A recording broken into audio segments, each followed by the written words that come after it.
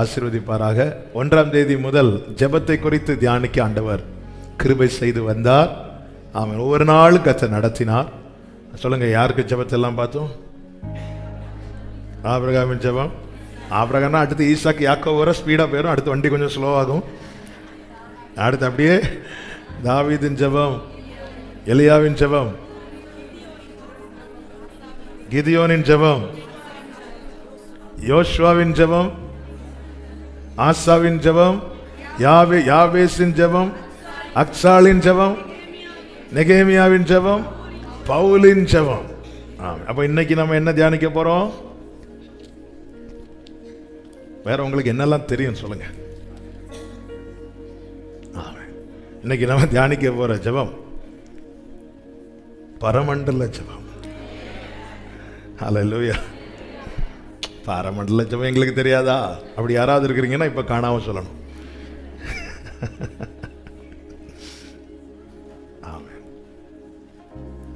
நாங்கள் ஒரு ஆர்சி ஸ்கூல்ல தான் படித்தோம்.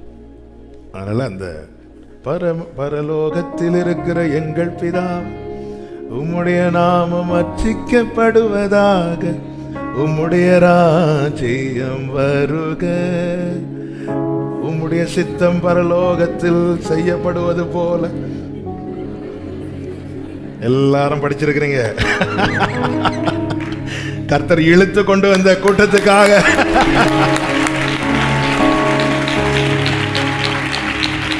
ஆமென். கர்த்தர் உங்களை இழுத்து, கூட்டத்தை பார்த்தீங்களா, இழுத்து கொண்டு வந்திருக்கிறார். நல்ல கையை தட்டி ஹல்லேலூயா. ஆமென். அவர் இழுத்து கொள்ளாம வர முடியாது. கர்த்தர் இழுத்து கொண்டு வந்திருக்கிறார். கர்த்தர் உங்களை ஆசீர்வதிப்பாராக. ஆமென், ஆமென். லூக்கா சுவிசேஷம் 11வது அதிகாரம் 2 முதல் 4 வரை உள்ள வசனங்களை நம்ம எல்லாரும் சேர்ந்து வாசிக்கலாம். எடுத்துட்டீங்களா? பைபிள் இருக்கவங்க எடுத்துக்கோங்க, இல்லாதவங்க ஸ்கிரீனை பாருங்க. ஆமாம், சேர்ந்து வாசிக்கலாமா? லூக்கா 11 எடுத்துட்டீங்களா? அதற்கு அவர், நீங்கள் ஜெபம் பண்ணும்போது பரமண்டலங்களில் இருக்கிற எங்கள் பிதாவே, உம்முடைய நாமம் பரிசுத்தப்படுவதாக, உம்முடைய ராஜ்யம் வருவதாக, உம்முடைய சித்தம் பரமண்டலத்திலே செய்யப்படுகிறது போல பூமியிலேயும் செய்யப்படுவதாக. எங்களுக்கு வேண்டிய ஆகாரத்தை அன்றன்று எங்களுக்கு தாரும். எங்கள் பாவங்களை எங்களுக்கு மன்னியும், நாங்களும் எங்களிடத்தில் கடன்பட்ட எவனுக்கும் மன்னிக்கிறோமே. எங்களை சோதனைக்கு உட்பட பண்ணாமல் தீமை நின்று எங்களை ரட்சித்துக் கொள்ளும் என்று சொல்லுங்கள் என்றார். ஹல்லேலூயா. நல்ல அருமையான பிரேயர். இயேசுவின் இடத்துல சீஷர்கள் வந்து கேட்கிறார்கள், எங்களுக்கு ஜெபிக்க சொல்லிக் கொடுங்கன்னு கேட்கும்போது கர்த்தர், நீங்கள் ஜெபம் பண்ணுகிற போது, இன்னொரு சுவிசேஷத்தில் இருக்கிறது, நீங்கள் ஜெபம் பண்ணுகிற விதமாவது, உங்கள் ப்ரேயர் இந்த டைப்பில் இருக்கட்டும், இந்த வார்த்தைகளை யூஸ் பண்ணுங்க இல்லை, இந்த விதத்தில், இந்த மாடலில் உங்கள் ப்ரேயர் இருந்தால் ரொம்ப நல்லா இருக்கும்பா அப்படின்னு சொல்லி ஆண்டவர் வந்து கற்றுக் கொடுக்கிறார். தம்மிடத்தில் வந்தவர்களுக்கல்ல கர்த்தர் ஜெபத்தை கற்றுக் கொடுத்தது, தம்மிடத்தில் கேட்டவர்களுக்கு, தம்மிடத்தில் வந்தவர்களுக்கு சொல்லுகிற உபதேசத்தை அவர் சொல்லிக் கொண்டிருக்கிறார். ஆனால் ஜெபிக்க வேண்டிய விதத்தை ஜெபிக்க விரும்புகிறவர்களுக்கு தான் சொல்லிக் கொடுக்கிறார். ஏன்னா ப்ரேயர் டீச்சிங்கை எல்லாரும் கேட்கலாம், எல்லாருக்கும் ப்ரேயர் பண்ண முடியாது. ப்ரீச் பண்ணுறவங்களுக்கும் ப்ரேயர் பண்ண முடியாது. அப்போ ஜெபிக்க தேவன் யாருக்கு, அப்போ தேவன் எனக்கு ஜெபத்தை சொல்லிக் கொடுக்கணும்னா நான் கேட்க, நன்றாய் போதித்து நடத்துவார். நன்றாய். இன்னைக்கு பல மணி நேரம் ஜெபிக்கிற பரிசுத்தவான்களுடைய ஆரம்ப ஜெப வாழ்க்கையை கேட்கணும். உங்களுக்கு ஒருத்தங்க உங்க கூட ஒரு பழக்கம் இருக்குன்னு வச்சுக்கோங்களேன், அவங்களுடைய ப்ரேயர் லைஃப் உங்களுக்கு தெரியுது, இவங்க நல்லா ஜெபம் பண்ணுறாங்க. அப்போ அவர்களுடைய ஆரம்ப ப்ரேயர் லைஃப்பை கேட்டு பார்க்கணும். கேட்டு பார்த்தா நம்ம எந்த ஆரம்பத்தில் இருக்கிறோமோ அதில் தான் இருப்பாங்க. இன்னும் சிலர் வந்து அதுக்கு கீழே இருப்பாங்க. சிலருக்கு எப்படி ஜெபிக்கணும், எங்கே தொடங்கணும், எங்கே முடிக்கணும்னே தெரியாது. சில தாயார் இல்லை, சில ஆவிக்குரிய தாயார்லாம் இருப்பாங்க. அவங்களை பார்த்தீங்கன்னா ஸ்கூலுக்கு கூட போயிருக்க மாட்டாங்க, எழுத படிக்க தெரியுமா கிட்ட தெரியாது. ஆனால் அவங்க ஜெபிக்க ஆரம்பித்த ஒரு அனல் இருக்கிறது நம்மளால் வந்து ஃபீல் பண்ண முடியும். ஆமென்.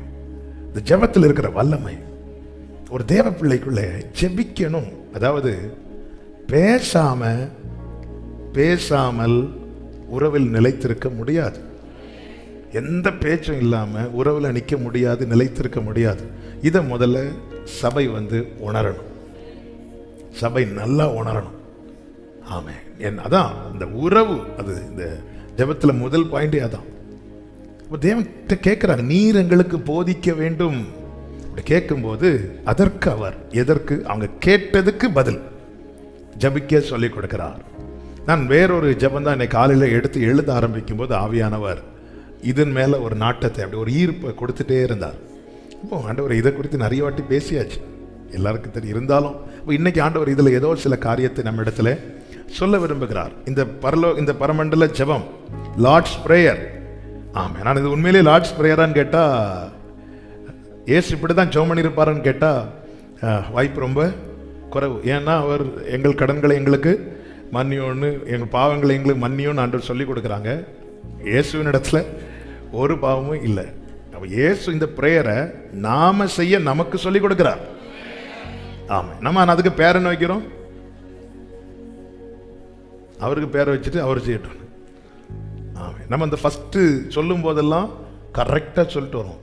இந்த எங்கள் கடனாளிகளுக்கு அந்த இடத்துல வரும்போது நாம மாத்தி எழுதுவோம், ஆண்டவரே எங்கள் கடனாளிகளுக்கு நாங்க மன்னிக்காட்டியும் எங்கள் கடன்களை எங்களுக்கு.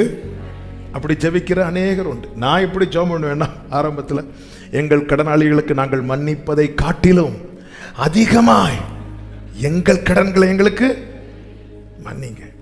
அதுக்கப்புறம் தான் தெரியுது இதுல இருந்து ஒரு எழுத்தை நாமெல்லாம் எவ்வளோ பைபிள் தனித்தனியாக எழுதி வச்சிருக்கோம் தெரியுமா? ஆமென், பிரைஸ் தி லார்ட். தேவன் கற்றுக் கொடுக்கிறார். இந்த பரமண்டல ஜெபத்தை 7ஆக பிரித்து உங்கள் மத்தியிலே சொல்லி நான் ஜெபிக்க விரும்புகிறேன். கர்த்தர் நம்மோடு பேசுவாராக. முதலாவது, கர்த்தர் கற்றுக் கொடுக்கிற பரமண்டலங்களில் இருக்கிற எங்கள் பிதாவே என்கிறார். ஆமென். ஆண்டவர் தம்முடையவர்களுக்கு, தம்மால் தெரிந்து கொள்ளப்பட்டவர்களுக்கு, தம்முடைய பிள்ளைகளுக்கு, ஜெபிக்கிற பிள்ளைகள், ரட்சிக்கப்பட்ட பிள்ளைகளுக்கு கர்த்தர் முதல்ல முன்வைக்கிற காரியமே உறவை தான் முன்வைக்கிறார்.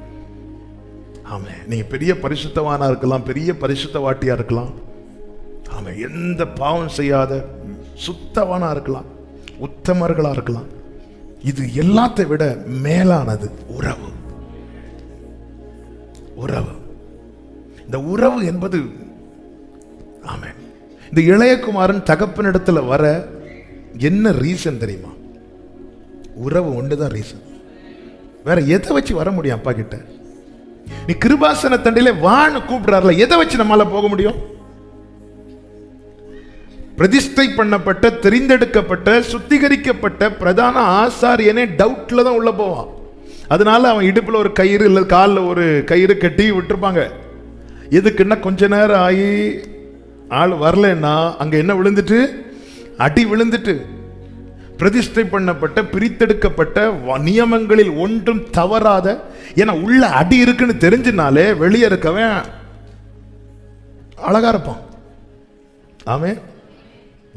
ஒரு சர்ச் வீடியோ ஒன்று பார்த்தேன்.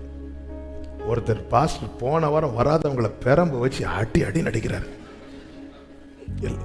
ஆமென். சில வீடியோ பார்த்துட்டு விட்டுருவேன், ஆனா இந்த வீடியோ 2-3 வாட்டி பார்த்தேன்.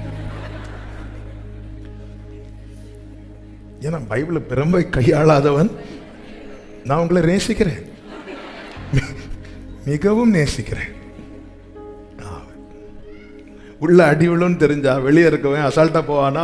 இல்ல, அவ்வளவு தன்னை காத்து சுத்திகரித்து அதுக்கப்புறமே டவுட்ல போறான்.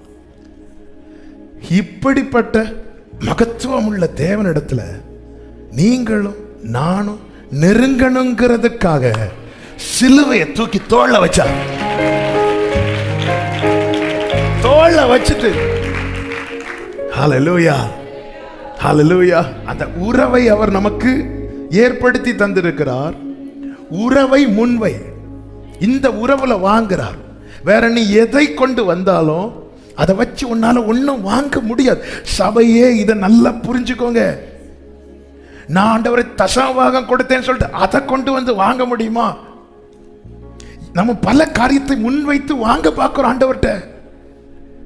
மீதி காரியங்களை முன்வைத்த கேரண்டி கிடையாது. நமக்கு நம்முடைய நீதி அழகா இருக்கலாம், ஆனால் அவருக்கு அழுக்காயிட்டுன்னு அதை வச்சு வாங்க முடியுமா? வாங்க முடியாது. ஆனா ஒரு காரியத்தை முன்வைத்து வாங்கலாம், கேரண்டி. என்ன காரியம் தெரியுமா? உறவு. உறவு. இளையகுமாரன் தகப்பனிடத்திலே வர்றதுக்கு ஒரே ரீசன் தான் இருந்துச்சு, ஒரே ரீசன் தான் இருந்துச்சு. என்ன ரீசன்? அப்பா. என்ன வச்சு வாங்க முடியும்? அவன் வாராங்க. சரி, பிள்ளைங்கிற அடையாளத்துல ஒண்ணு கூட கிடையாது. பிள்ளைங்கிற அடையாளம் இப்பொழுது அவன்கிட்ட என்ன மட்டும்தான் இருக்கு தெரியுமா? என்ன மட்டும்தான் இருக்கு சொல்லுங்க. ஏன்னா தகப்பன் கொடுத்த எல்லாத்தையும் இழந்துட்டான். வஸ்திரம் போச்சு, மோதிரம் போச்சு, பாதரட்சை போச்சு. இப்ப பிள்ளைங்கிற அடையாளம் ஒன்னே ஒண்ணு மட்டும்தான் இருக்கு அவன்கிட்ட. என்ன இருக்கு? இது யாரோ சொன்னீங்களே, பிள்ளைனாலதான் உறவு. பிள்ளைங்கிற அடையாளம் ஒன்னே ஒண்ணுதான் இருக்கு, ரத்தம். ரத்தம், ரத்தம் மட்டும்தான். சில பார்த்துருக்கீங்களா? இதுதான் இது என் பிள்ளை பிள்ளைன்னு சில கோர்ட்ல எல்லாம் கேஸ் போடுவாங்க. கடைசியில் எதுல வச்சு கன்ஃபார்ம் பண்ணுவாங்க தெரியுமா? பிளட். வேற எதை வச்சு? வஸ்திரத்தை வச்சா வஸ்திரம் போயிட்டு அவன் இழந்துட்டான். அதிகாரத்தை வச்சா, மோதிரத்தை வச்சா அதுவும் போச்சு. பாதரட்சம் எல்லாம் போச்சு. வந்து நிக்கிறான். நீ பிள்ளைங்கிறதுக்கு என்ன ப்ரூஃப் வச்சிருக்க? இங்க பாருங்க, ஐடி கார்டு, இவர் லைசன்ஸ், ஆதார் கார்டு. எதுங்க? ஒரே ஒரு உறவு. அவனுக்கு தெரியுது, எனக்குள்ள ஓடுற ரத்தம் என் அப்பா ரத்தம்.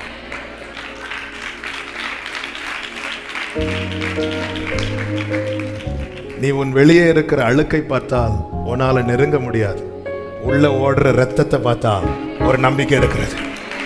ஒரு நம்பிக்கை இருக்கு. நான் போலாம், நான் போலாம், நான் போலாம். அண்ணங்கிட்ட போகல,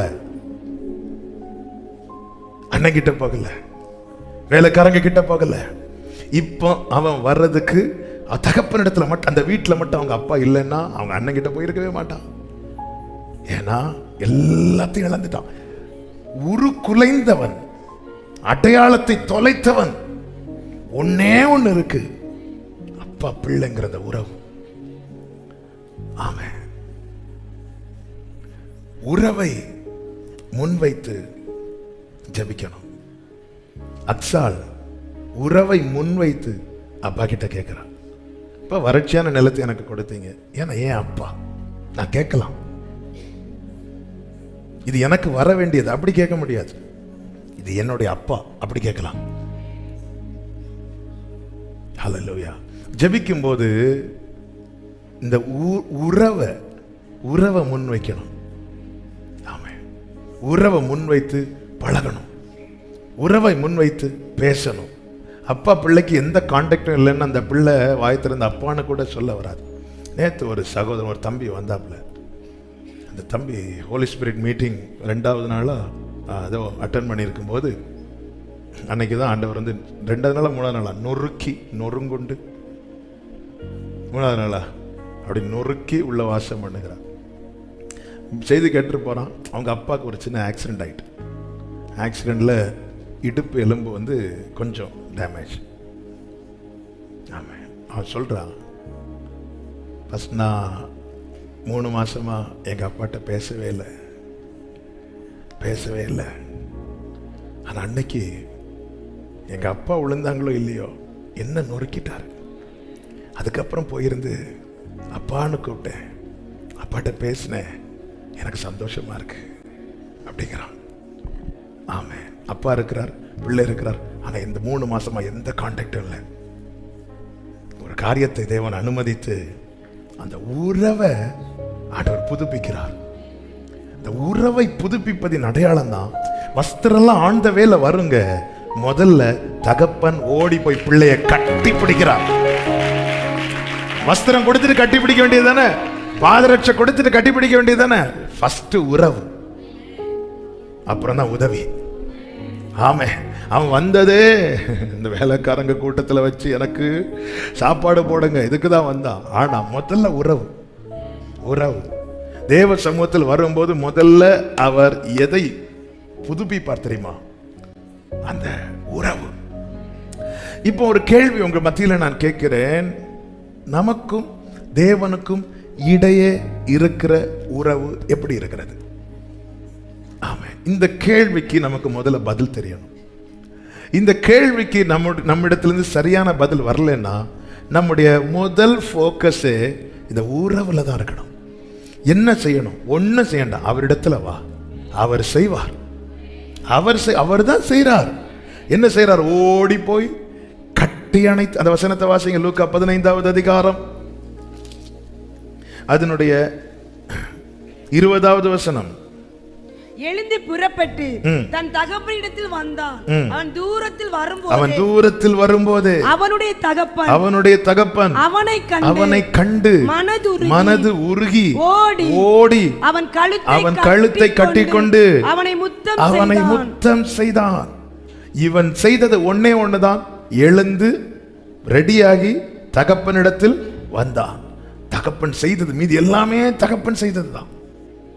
ஆண்டவர் அதுக்கு தான் சொல்லுங்க, முதல்ல எனக்கு தேவை உறவு, அப்புறமா தான் உதவி. நம்ம எல்லாருமே அந்த உதவி வர ஒத்தாசை வர பார்த்துட்டு இருக்கோமே, உறவு வர பார்க்கிறோமா? உறவு, எனக்கு உறவாடணும். இனி நான் சாப்பாட்டுக்காக மட்டும் உங்ககிட்ட வரக்கூடாது, ஏதோ ஒரு நன்மைக்காக மட்டும் வரக்கூடாது, அப்பத்துக்காக மட்டும் வரக்கூடாது, சுகத்துக்காக மட்டும் வரக்கூடாது, அற்புதத்துக்காக மட்டும் வரக்கூடாது. எதுக்காக நான் எழுந்து புறப்பட்டு வருகிறேன் தெரியுமா? அப்பா, எனக்கு நீங்க வேணும். ஆமென், எனக்கு நீங்க வேணும். ஹல்லேலூயா. அந்த உறவை அவர் ஏற்படுத்தி தந்திருக்கிறார். உதவாத என்னில் நீர் உறவா, இதுதான் ஒரு தேவ பிள்ளை நஷ்டப்படக்கூடாத. நம்ம வாழ்க்கையில எல்லாம் இருந்து தேவனோடு உள்ள உறவு நஷ்டம் ஆயிட்டுனா, இருக்கிற அனைத்தை வைத்தும் நம்மளால ஒரு பிரயோஜனம் கிடையாது. நம்மளை வச்சு சிலர் வேணா வாழ்ந்துட்டு இருக்கலாம். ஒரு தேவப்புள்ள வாழ்க்கையில எனக்கு என் மனைவியோடு, என் பெற்றோரோடு, என் பிள்ளையோடு இருக்கிற உறவை விட அவரோடு இருக்கிற உறவு என்பது, இந்த உறவை, இந்த என் குடும்பத்தோடு நான் வைத்திருக்கிற உறவுல ஒரு ஏணி வைத்தா கூட அவரோடு இருக்கிற உறவு எட்டாத அளவுக்கு அது உயரத்தில் இருக்கணும். அப்பதான் ஒரு கிறிஸ்தவனுக்கு நிற்க முடியும். நான் சொல்றது எத்தனை பேருக்கு விளங்குதுன்னு தெரியல. எனக்கு ஆண்டவர் ஒரு குடும்பத்தை கொடுத்திருக்கிறார்.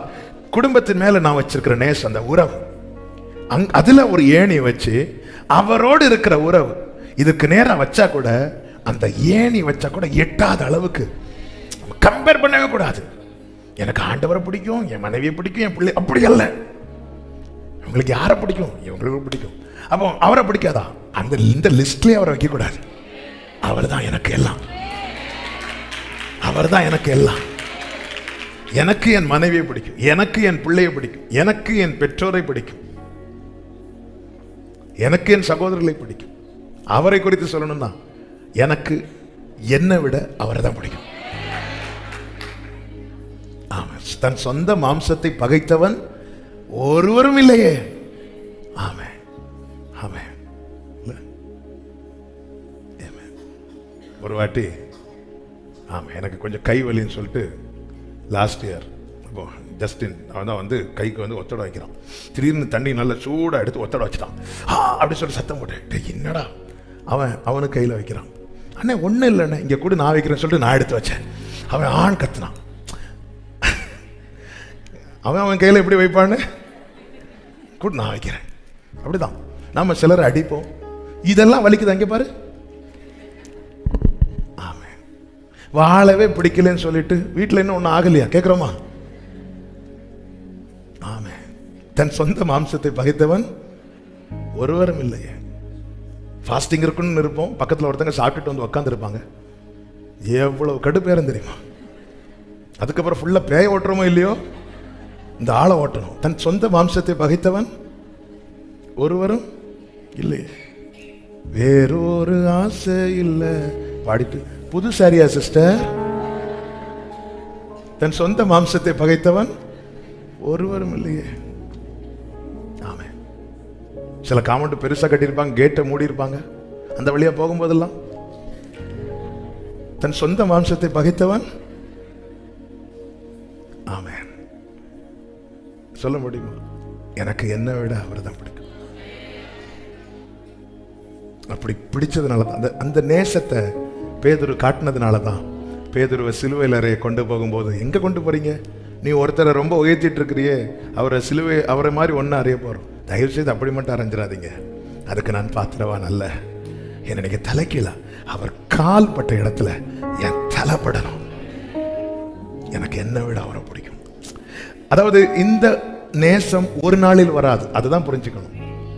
பழக பழக பழக பழக பழக பழக பழக பழக பழகி பழகி பழகி பழகி பழகி பழகி ஒருத்தன் காணாமலே போயிட்டான். யாரு?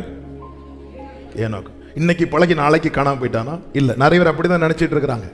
நாளைக்கு வருதுன்னா இன்னைக்கு போய் உக்காந்து, நான் பாவி ஐயா, என்னை தள்ளாதிரும், கொஞ்சம் இரு, ஒரு 7 வருஷம் முடிச்சுட்டு வா. இல்ல, அந்த பழக்கம். அதுதான் யோவான் சொல்ற, இப்பொழுது நாம் பிள்ளைகளாய் இருக்கிறோம். இனி அவர் வெளிப்படும் போது வெளிப்படுவார். ஆனா இப்பொழுது நாம எப்படி இருக்கிறோம்? இப்ப பிள்ளையா இருக்கணும். அது அந்த உறவு ரொம்ப முக்கியம். என்னால ஒரு காரியத்துக்கு எனக்கு ஒரு தேவை என்னதும் உடனே என்னால அவர்கிட்ட சொல்ல முடியணும்.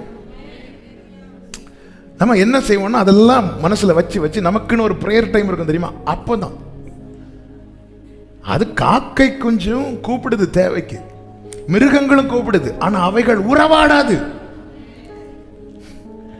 மிருகங்களும் கூப்பிடுது, பறவைகளும் கூப்பிடுது, தேவைக்கு கூப்பிடுது, உறவாட அல்ல. மனுக்குலத்தை சிருஷ்டித்தது தேவையை கேட்டு வாங்குறதுக்கு இல்ல. பகலின் குளிர்ச்சியான வேளையில் அவர் வரும்போது, ஆதாமே ஏவாளை நீ நிக்கணும், நீ அவைலபிளா இருக்கணும், உறவாட, அந்த உறவுல நிக்கணும். நேரம் போகிறதுனால அடுத்து ஆண்டவர் என்ன ஜெபத்துல சொல்லுகிறார் என்றால், அவன் 11வது அதிகாரம் அதனுடைய அந்த வசனத்தை வாசி. உம்முடைய நாமம் பரிசுத்தப்படுவதாக. ரொம்ப முக்கியமான வார்த்தை, என்ன எனக்கு ரொம்ப சிந்திக்க வைத்த வார்த்தை. அவருடைய நாமம் எப்பவுமே எப்படிதான்? சத்தமா சொல்லுங்க. அந்த நாமம் பரிசுத்தம் உள்ளது மாத்திரமல்ல, அந்த நாமத்தை சொல்லுகிறவனையும் பரிசுத்தப்படுத்துகிற நாமம். அதுதான் 1 கொரிந்தியர் 6 சொல்லப்பட்டிருக்கிறது, அவருடைய நாமத்தினாலே பரிசுத்தமாக்கப்பட்டீர்கள் என்று. அப்போ இப்படிப்பட்ட நாமம், பரிசுத்தம் உள்ள நாமம், அந்த நாமத்தை சொன்னாலே பேய்கள் ஓடுது, அந்த நாமத்தை சொன்னா சுகம் கிடைக்குது, அந்த நாமத்தை சொன்னா ரட்சிப்பு உண்டாகுது. இப்படி இருக்க ஆண்டவர் ஏன் இப்படி ஒரு செபத்தை வைக்கிறார் என்றால், நல்லா புரிஞ்சுக்கோங்க, அந்த நாமம் தான் நம்மேல் தரிக்கப்பட்டிருக்கிறது. என் நாமம் தரிக்கப்பட்ட என் ஜனங்கள். அப்போ என் மேல் அந்த நாமம் தரிக்கப்பட்டிருக்கிறது. என் நிமித்தம் உம்முடைய நாமம் பரிசுத்த குலைச்சல் ஆகக்கூடாது. என் நிமித்தம். அப்பா நல்ல அப்பாவா இருப்பார், ஆனா பையன் சேட்டை பண்ணிட்டானா அந்த அப்பாவை கூப்பிட்டு விடும்போது அந்த பையன் நிமித்தமாய் அப்பா ஃபர்ஸ்ட் ரேங்க் வாங்குறவரா இருப்பார், ஒரு தப்பும் செய்யாதவரா இருப்பார், எல்லாத்திலையும் பெர்ஃபெக்ட். அவரை குறித்து ஊர்ல நல்ல பேர், வீட்டில் நல்ல பேர், எல்லாம் நல்ல பேர். ஆனா பையன் ஸ்கூல்ல ஒரு தப்பு பண்ணிட்டான் அப்படின்னா பேரண்ட்டை கூப்பிட்டு விட சொல்லும் போது அவர் எவ்வளவு நல்ல அப்பாவா இருந்தாலும் அந்த பையன் நிமித்தமாய் அந்த தகப்பன் எப்படிதான் நின்றாக வேண்டும்? தலை குனிந்து தான் நின்றாக வேண்டும். உம்முடைய நாமம் பரிசுத்தப்படுவதாக. லேவியராகமம் 22:32 ஆண்டவர் தெளிவாய் பிரமாணமாய் இதை எழுதி கொடுக்கிறார். 22:32 வாசிங்க.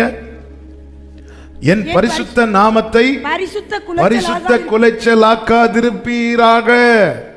நான் இஸ்ரவேல் புத்திரர் நடுவே பரிசுத்தர் என்று மதிக்கப்படுவேன். நல்ல கவனிங்க, நான் உங்களை பரிசுத்தமாக்குகிற கர்த்தர். நீ அவருடைய நாமத்தை பரிசுத்த குலைச்சலாக்காதிருந்தால் உன் ஜனத்தின் நடுவே நான் பரிசுத்தர் என்று மதிக்கப்படுவேன்.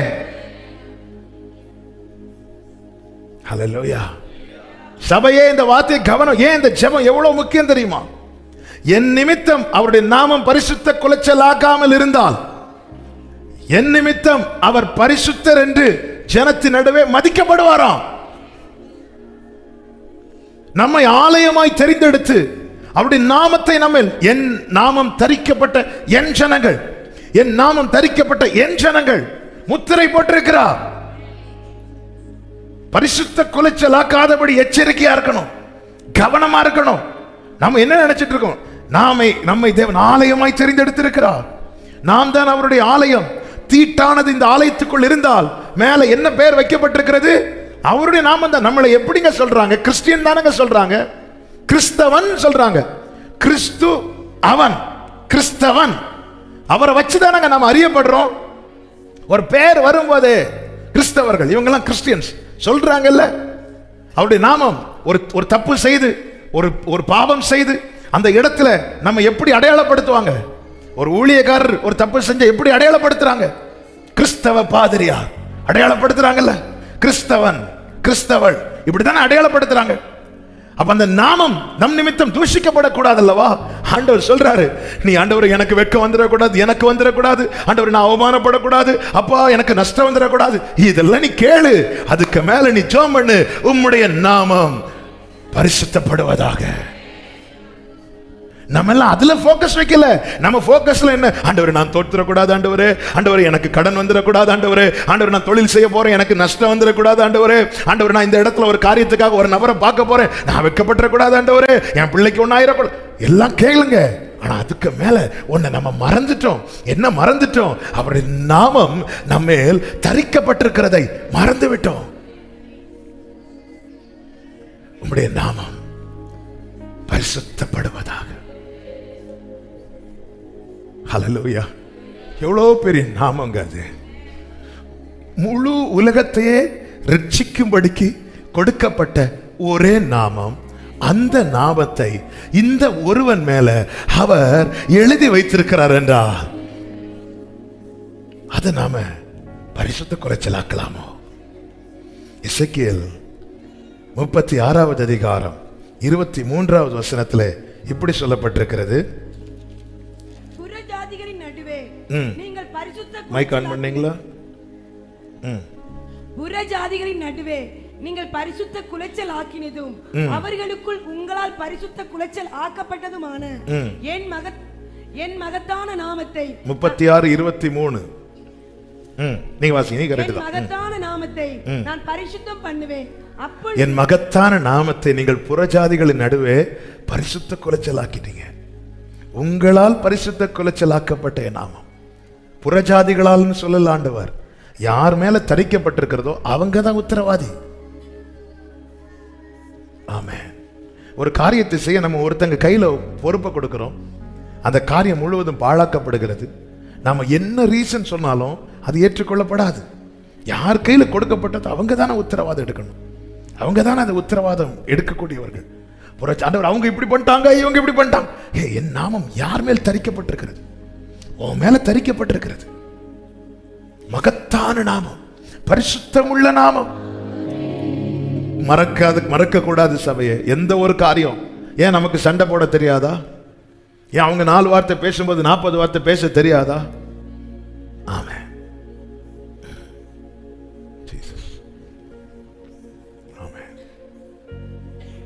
தெரியாது. ஏன் கெட்ட வார்த்தை போடல? தெரியாததுனாலயா? இல்ல, நல்லாவே நிறைய பேருக்கு தெரியும். பார்க்கிற பார்வையிலே என்னெல்லாம் வார்த்தைகள் வரப்போகுதுன்னு, ஆனா போடல. ஆமா, உலகம் நம்மளை தாங்க உற்று பார்க்கும். ஆமா, ஒரு கோடீஸ்வரன் நடந்து போறான், ஒரு பணமே இல்லாத ஒரு கிறிஸ்தவன் போகிறான்னு வைங்களேன், 2 பேருக்கும் வாக்குவாதம் வருது. உலகம் கிறிஸ்தவனை தான் விட்டு பார்க்கும். அதுவும் ஒயிட் போட்டு பைபிள் எடுத்துட்டோம். எல்லாருடைய ஃபோக்கஸ் அவன் மேலதான் இருக்கும். இவன் எப்படி ரியாக்ட் பண்றான், இவங்க எப்படி ரியாக்ட் பண்றாங்க. ஆண்டவர் சொல்லி உம்முடைய நாமம் பரிசுத்தப்படுவதாக. அவருடைய நாமத்துக்கு என்ன குறை? அது பரிசுத்தம் தான். ஆனா அது உன் மேல எழுதிட்டாரு பாத்தியா? உன் நிமித்தம், என் நிமித்தம். ஹல்லேலூயா. ஒவ்வொருவரும் டெய்லி, ஆண்டவரே நான் இந்த காரியத்துக்காக இங்க போறேன், உம்முடைய நாமம் பரிசுத்தப்படுவதாக. ஆமென். ஒவ்வொரு சிச்சுவேஷன்ல இந்த ஒவ்வொரு ஜெபம் அவசியமா இருக்கிறது. இந்த ஜெபம், ஆண்டவர் இந்த காரியத்துக்காக போறேன்பா, உங்களை நம்பி நான் இந்த காரியத்தை செய்றேன், உம்முடைய நாமம் பரிசுத்தப்படுவதாக. பரிசுத்த குலைச்சல் ஆகாதபடி. அப்போ இது ஆண்டவர் என்ன சொல்றாருன்னா, இதுக்காக நீ ஜெபிக்கணுங்கிறார். அதெல்லாம் பார்த்துக்கலாம் பண்ணிப்போ, அப்படி இல்லை. இது உன்னுடைய பிரேயர்ல முக்கியமா இருக்கணும். என் நிமித்தம். அதனாலதான் தாவீது ஜெபம் பண்றார், உமக்கு காத்திருக்கிறவர்கள் என் நிமித்தம் வெட்கப்பட்டு போகாதபடிக்கு செய்யும். உம்மை தேடுகிறவர்கள் என் நிமித்தம் நாணமடையாதபடி செய்வேன். ஆண்டவர் நான் ஒரு தப்பு பண்ணது நிமித்தம். அதனாலதான் தாவீது ஜெபம் பண்றார்.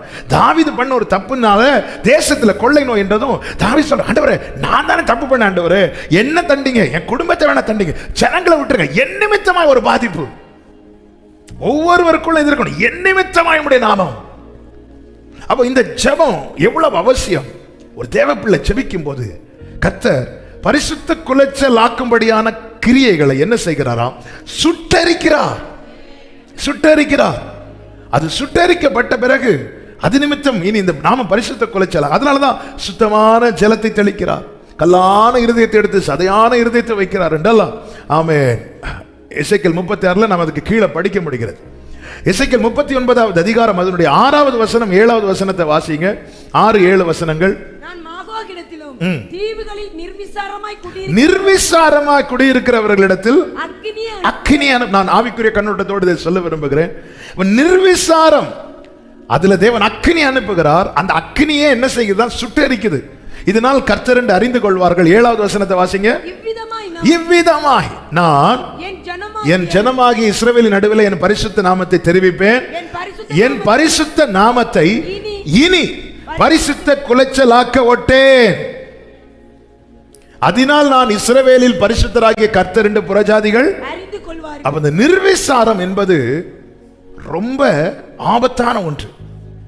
நிர்விசாரம் ஒவ்வொரு தேவ பிள்ளையின் வாழ்க்கையிலும் சுட்டரிக்கப்படாமல் இருந்தால் அவர்கள் நிமித்தம் அவருடைய நாமம் பரிசுத்த குலைச்சலாக்கப்படுகிறது. நிறைய காரியத்தை நிர்விசாரமா விட்டுரும்.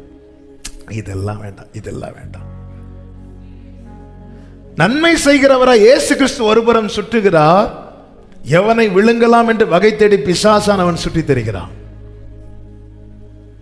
நிர்விசாரமா பேதுருட்ட சொல்றாரே, பிசாசானவன் சோதிக்க பெர்மிஷன் கேட்டுட்டான். நீ சோதனைக்கு உட்படாதபடி விழித்திருந்து ஜெபம் பண்ணு. காலையில இருந்தே இருக்கிறோம், இன்னைக்கு ஜெபம் பண்ண கடல்லே நின்னாச்சு ஆண்டவரே. நிர்விசாரம். ஆண்டவர் உணர்த்துகிற காரியத்தை, ஆண்டவர் எச்சரிக்கிற காரியத்தை ஒரு தேவ பிள்ளை நிர்விசாரமா எடுக்கக்கூடாது. தன் வாழ்க்கை குறித்து, தன் ஓட்டத்தை குறித்து கவனமா இருக்க வேண்டும். நிர்விசாரமா இருக்கக்கூடாது. யோசுவாவுக்கானாலும் இதுதான், யாருக்கானாலும். எரிகோ எவ்வளவு பெரிய கோட்டை, அதையே பிடிச்சிட்டாங்க. அடுத்து ஆயி என்னும் ஒரு பட்டணத்துக்கு போறாங்க. யோசுவா கொஞ்சம் நிர்விசாரமா இருந்துட்டார். ஏன்னா கம்பேர் பண்ணி பார்க்கிறார், ரொம்ப சின்னது, ரொம்ப சின்னது. எவ்வளவு பெரிய காரியங்களை துணிந்து எதிர்கொண்ட இந்த உலகம்தான் கண்ணுக்கு தெரியாத ஒரு வைரஸுக்கு பயந்து அடைத்துக் கொண்டிருந்தது. எதையும் சாதாரணமா எடை போடாதே. கர்த்தர் ஒரு காரியத்தை உணர்த்துகிறார் என்றால், எச்சரிக்கிறார் என்றால், அதை குறித்து நிர்விசாரமாய் இராதே. நிர்விசாரமாய் இருக்கிற நிமித்தமாய் அவருடைய நாமம் பரிசுத்த குலைச்சலாக்கப்படுகிறதா. இந்த நிர்விசாரத்தின் விளைவுகள் என்ன பாருங்கள். எசேக்கியேல் 38:12 வாசிங்க. எசேக்கியேல் 38:12. நான் கொள்ளையிடவும் சூறையாடவும் மதில்கள் இல்லாமல் கிடக்கிற கிராமங்கள் உள்ள தேசத்துக்கு விரோதமாய் போவேன். நிர்விசாரமாய் சுகத்தோட குடியிருக்கிறவர்கள் மேல் வருவேன். அவர்கள் எல்லாரும் மதில்கள் இல்லாமல் குடியிருக்கிறார்கள். அவர்களுக்கு தாழ்பாளும் இல்லை, கதவுகளும் இல்லை. நம்ம கவனிக்க விட்டுட்டோம், பிரச்சனை இல்லை. ஆனா சுகமா இருக்கிறோம். ஆனா எது ஒரு தேவ பிள்ளைக்கு சுகம் தெரியுமா? மதில் இருக்கணும், தாழ்பால் இருக்கணும், கதவு இருக்கணும். ஆமென். மதிலிடிந்த பட்டணமா இருக்கக்கூடாது. உள்ள யார் ஒரு பிரச்சனை இல்ல, ஒரு பிரச்சனை உள்ள ஒரு பிரச்சனை இல்ல. ஆனா மதில் என்னாச்சு? கதவு இல்ல, தாழ்பால் இல்ல. இதை குறித்து கவலையும் இல்ல. இன்று புசிப்போம் குடிப்போம், நாளை சாவோம். நெகேமியா ஆலயத்தில் இருக்கும்போது வந்து ஒருவன் செய்தி விசாரிக்கும் போது எல்லாத்தையும் சுட்டரிச்சிட்டாங்க, மதிலும் இடிச்சிட்டாங்க. கதவு சுட்டரிக்கப்பட்டது என்பதை அறிந்ததும் அவன் போயிருந்த அழுறான். அதன் பிறகு அவன் நிர்விசாரமா இருக்கவில்லை. ரட்சிப்பை அவர் மதிலா ஏற்படுத்தி இருக்கிறார், வாசலை துதியா ஏற்படுத்தி இருக்கிறார். வாழ்க்கையில இதெல்லாம் இழந்த என்னால ரட்சிப்பின் அனுபவத்தில் நிற்க முடியல. ரட்சணிய சந்தோஷத்தை விடவும் பாவ சந்தோஷத்தை தான் நான் தேடுவேனால் என் வாழ்க்கை என்பது மதிலிடிந்திருக்கிறது. ஏசாயா 60:18 இப்படி சொல்லப்பட்டிருக்கிறது. ஏசாயா 60வது அதிகாரம் 18வது வசனம். இனி கொடுமை உன் தேசத்திலும் அழிவும் நாசமும் உன் எல்லைகளிலும் கேட்கப்பட மாட்டாது. உன் மதில்களை ரட்சிப்பென்றும் உன் வாசல்களை என்னால துதிக்க முடியல, என்னால ரட்சிப்பில் நிலைத்திருக்க முடியலன்னா மதிலும் இடிஞ்சாச்சு, வாசலும் இல்லாம போச்சு. மதிலும் வாசலும் இல்லைன்னா பன்றிகள் உள்ள வருமா? பன்றிகள் உள்ள வருமா? கொஞ்சம் எங்க வீட்டு ஃப்ரெண்டு டோரை திறந்துட்டு ஒரு 5 நிமிஷம் போயிட்டு வர்றதுக்குள்ள வெளியேந்து ஏதாவது நாய்கள் டக்கு டக்குன்னு வந்துடும். அப்புறம் அதை விரட்டிட்டு கதவு போட்டுறது தான் வேலையா இருக்கு. எல்லா வீட்டில் ஒன்றும் வேண்டாங்க. என்னதான் கொசு வேலை போட்டாலும் ஓப்பன் பண்ணிட்டு நீங்க வெளியே போயிட்டு உள்ள வர்றதுக்குள்ள உங்க சொந்தக்காரங்க நிறைய பேர் உள்ள வெயிட் பண்ணிட்டு இருப்பாங்க. பார்த்துருக்கீங்களா? வாசல் இருந்தே இந்த கதினா, வாசல் இல்லைன்னா, மதில் இல்லைன்னா, நம்முடைய ஆவிக்குரிய வாழ்க்கைக்கு ரட்சிப்பென்னும் மதிலும் துதி என்னும் வாசலும் மிக மிக அவசியம். இந்த வாசலுக்குள்ளே தான் மகிமையின் ராஜா உட்பிரவேசிப்பார். மகிமையின் ராஜா உட்பிரவேசிக்கும் போது சத்துருவுக்கு தொட முடியுமா? நிர்விசாரமா இருக்காதே. உன் வாழ்க்கையில ரட்சிப்பின் அனுபவத்தை இழந்து துதிக்கிறதே இல்லை. நாம என்ன நினைச்சிட்டு இருக்கோம்? நமக்கு தான் பெரிய காம்பவுண்ட் இருக்கு, நமக்கு தான் பெரிய வாசல் இருக்கு, நமக்கு தான் நம்பர் லாக் இருக்குது. ஆமே. ஏன் நம்பர் லாக் போட்டா பிசாசுக்கு வர முடியாதா? அவன் வெளியே வந்து கேட்பான யாராவது இந்த நம்பர் லாக் கொடுத்துட்டீங்கன்னா. ஆமே. நம்பர் லாக்கு சொல்லி தரதே அவனாதான் இருக்கும், நமக்கு தெரியாது. ஆமே. வாழ்க்கையில் ரட்சிக்கப்பட்ட அனுபவம் அதான். நீங்கள் மனம் திரும்பி அமர்ந்திருந்தால் நிர்விசாரமா இருக்கிறோமா? என்னால ஏன் துதிக்க முடியல? என்னால ஏன் இந்த ரட்சிப்பின் அனுபவத்தில் நிக்க முடியல? நிர்விசாரமா இருக்க நாம இன்னொரு காரியத்தை செஞ்சிட்டு இருக்கிறோம். என்ன தெரியுமா? அவருடைய நாமத்தை பரிசுத்த குலைச்சலாக்கிட்டு இருக்கிறோம். ஏன்னா ஒரு விசை அந்த நாமம் தரிக்கப்பட்டு விட்டது. அந்த நாமம் தரிக்கப்பட்டு விட்டது. கடைசி வரை, நம்முடைய கடைசி வரை நாம் அந்த நாமத்தில் தான் அறியப்பட போகிறோம். அந்த நாமத்தில் தான் அறியப்பட போகிறோம். நம் நிமித்தம் நித்தம் இடைவிடாமல் அவருடைய நாமம் தூஷிக்கப்பட வேண்டுமா? ஹல்லேலூயா.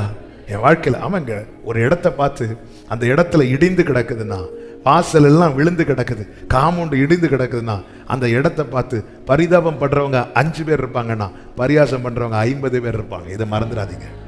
பரிதாபப்படுறவங்க உங்ககிட்ட வந்து பரிதாபப்படுவாங்க, பரியாசம் பண்றவங்க அவங்களுக்குள்ள பரியாசம் பண்ணிட்டு இருப்பாங்க. ஆமென். என் வாழ்க்கையில ரட்சிப்பென்னும் மதில் இடியக்கூடாது, துதி என்னும் வாசல் விழக்கூடாது. அது இல்லைன்னு தெரிஞ்சுட்டா அலர்ட் ஆயிக்கும்.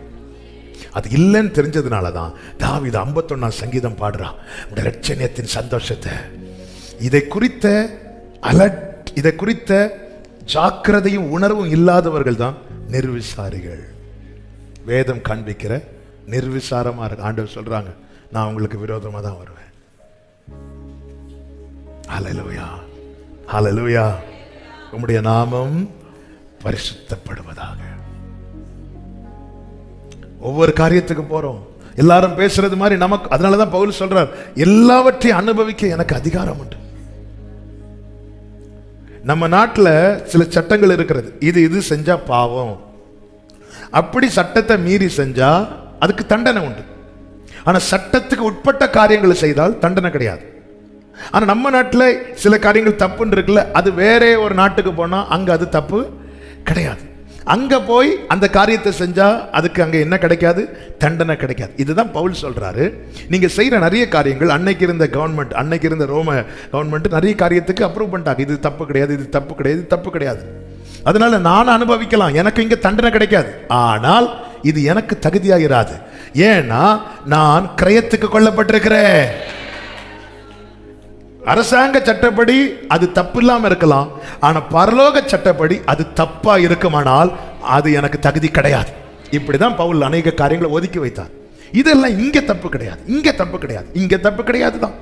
இப்போ அநேக நாடுகள்ல ஆணோ திருமணம், நம்ம நாட்டில் இந்த சட்டம் பாஸ் பண்ணிட்டாங்கன்னு நினைக்கிறேன்ல. ரெஜிஸ்டரும் பண்ணலாம். இங்க தப்பு கிடையாது பண்ண முடியுமா? பைபிள் மாறாது. அதை என்கரேஜ் பண்ண முடியுமா?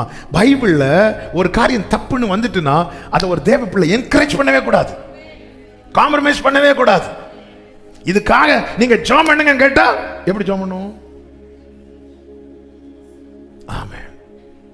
அதான் எங்க அப்பா வந்து ஒரு வாட்டி சொன்னாங்க, சில நேரத்தில் ஒருத்தங்க வந்து இந்த என்ன பெட்டி, பிரேத பெட்டி வந்து, பாஸ்டர் எங்களுக்காக ஜெபம் பண்ணுங்க, சேல்ஸே. நான் என்ன சொல்லி ஜெபம் பண்ண, என்ன சொல்லி? நாங்கள் சந்திக்கிற சில சவால்கள் இருக்கு தெரியுமா? என்ன சொல்லி ஜெபம் பண்ணுவோம்? ஆண்டவரே ஒன்று கூட மீதி இல்லாம அப்படியே ஜெபம் பண்ண முடியும்? நம்ம சுவிசேஷ டீம் அனுப்பி ஹாஸ்பிட்டல் இருக்கிறவங்கலாம் ஜெபம் பண்ணி எழுப்பி விடுறதுக்கு அனுப்புகிறோம். இங்க பிரேயர் ரிக்வெஸ்ட் வந்திருக்கு. கடை மூவே ஆகும். என்ன கடை? பெட்டி கடை. என்ன பெட்டி? நீளமா இருக்கும். எப்படி? என்ன சொல்லி ஜோமன் கர்த்தர் அவர்களை ஆசீர்வதிக்கட்டும். சில ஜெப குறிப்புகள்லாம் வரும் பாருங்க. சில வாரத்துக்கு முன்னாடி ஒருத்தர் ஃபோன் பண்ணார் எனக்கு. ஃபோன் பண்ணி, பாஸ்டர் நான் சினிமாவில் நடிக்கிறதுக்காக சென்னை வந்திருக்கிறேன், எனக்காக ஜெபம் பண்ணுங்க. நான் சொன்னேன், இப்போ நான் சரி பிரதர் நான் ஜெபம் பண்ணிக்கிறேன், நீங்கள் வைங்க, நான் புறவு போய். இல்லை எனக்கு ஃபோனில் ஜெபம் பண்ணுங்க. இல்லை பிரதர் நான் வந்து இப்போ தான் மீட்டிங் முடிச்சு வந்தேன், அதனால் அவங்க அறியாமையில் கூட்டுருவாங்க, அவரை வந்து நோஸ் கட் பண்ணக்கூடாதுன்னு சொல்லிட்டு அது நான் புற ஜெபம் பண்ணி. இல்லை பாஸ்டர் எனக்கு அட்லீஸ்ட் 2 நிமிஷமாவது நல்ல வாய்ப்பு கிடைக்க ஜெபம் பண்ணுங்க. பிரதர் எனக்கு கொஞ்சம் இடிக்குது பிரதர் அப்படி சொன்னது அவர். பாஸ்டர் நான் உங்களை டெஸ்ட் பண்ண தான் கூப்பிட்டேன். ஏசப்பா நீங்க ஜெபம் பண்றீங்களா இல்லையான்னு பார்க்கறது கூப்பிட்டேன். ஆண்டவரே ஏதாவது செய்யுங்க ஆண்டவரே, இவங்களெல்லாம் வச்சிருக்கீங்களா? நான் மட்டும் சரி பாவம் போட்டோன்னு சொல்லி ஜெபம் பண்ணியிருந்தா என் கதை. எங்களுக்காக வேண்டிக் கொள்ளுங்க. அவர் சொல்லி சரி இல்லை எனக்கு இடிக்குது பிரதர் நான் அதை ஜெபம் நீங்கள் என்ன பண்ணுறீங்கன்னு பார்க்க தான் இப்படியெல்லாம் இருக்குது. அதனால தான் நீங்கள் அப்படியே தான் பேசணும்னு எங்கள் ஆஃபீஸ் நம்பர் ஃபோன் பண்ணி அங்கே ஒரு சகோதரர் இருப்பார், அவர் ஜெபித்து விடுறதுக்கு வாய்ப்பு. கர்த்தர் நல்லவர். ஆமாம். உணர்வுள்ளவர்களா நம்ம வாழ்க்கையில் ரட்சிப்பின் அனுபவத்தில் நிற்க முடியுதா? இன்னைக்கு காலையில் எங்கள் அப்பாவுடைய ஒரு பழைய சர்மன் கேட்டுட்டு இருந்தேன். அப்போ எங்கள் அப்பா சொன்னாங்க, எங்கள் அப்பாவுக்கு ஃபஸ்ட்டாக கொடுக்கப்பட்ட பைபிளை வச்சுருக்குறாங்க. அதெல்லாம் கடைசியில் எத்தனை வருஷம் ஆச்சு, அது பொடிஞ்சு அதெல்லாம் ஒரு பேப்பர் கூட மிஸ் ஆகாமல் ஒரு கவரில் போட்டு கட்டி வச்சுருக்கிறாங்க, பொக்கிஷமாக வச்சுருக்காங்க. அவங்க சொல்கிறாங்க ரட்சிக்கப்பட்டு 43 வருஷம் ஏதோ அந்த ஒரு செர்மனில் சொல்லிட்டு நான் ரொம்ப அழுதேன் அப்படின்னாங்க. எதை நினச்சி கொஞ்ச நேரம் ஆண்டவருடைய அன்பை நினச்சி அழுதேன். அப்புறமா ஆண்டவர் என்கிட்ட ஒரு கேள்வி கேட்டார், அதை நினச்சி அழுதேன். என்ன கேள்வின்னு சொல்கிறாங்க, இத்தனை வருஷம் ஆச்சு நான் என்னைக்காவது உன் மேலே காட்டின அன்பை குறைச்சிருக்கிறேன், நானும் ஒரு கேள்வி கேட்டார், என்னால் தாங்க முடியாமல் அழுதுட்டேன் அப்படின்னாங்க. ஆமாம், அந்த ரட்சிப்பின் அனுபவத்தில் அப்படி நிலைத்திருக்கிறது என்பது ஒரு தேவ பிள்ளைக்கு ரொம்ப தேவையானவன். ரட்சிக்கப்பட்ட போது நான் அழுவதல்ல, அந்த ரட்சிப்பை நினைக்கும் போதே எனக்கு அழுக வரணும். ஹல்லேலூயா, ஹல்லேலூயா. அப்படியே அது இல்லைன்னா அந்த மதில் இடிஞ்சிருக்கிறோம் நமக்கு தெரியல.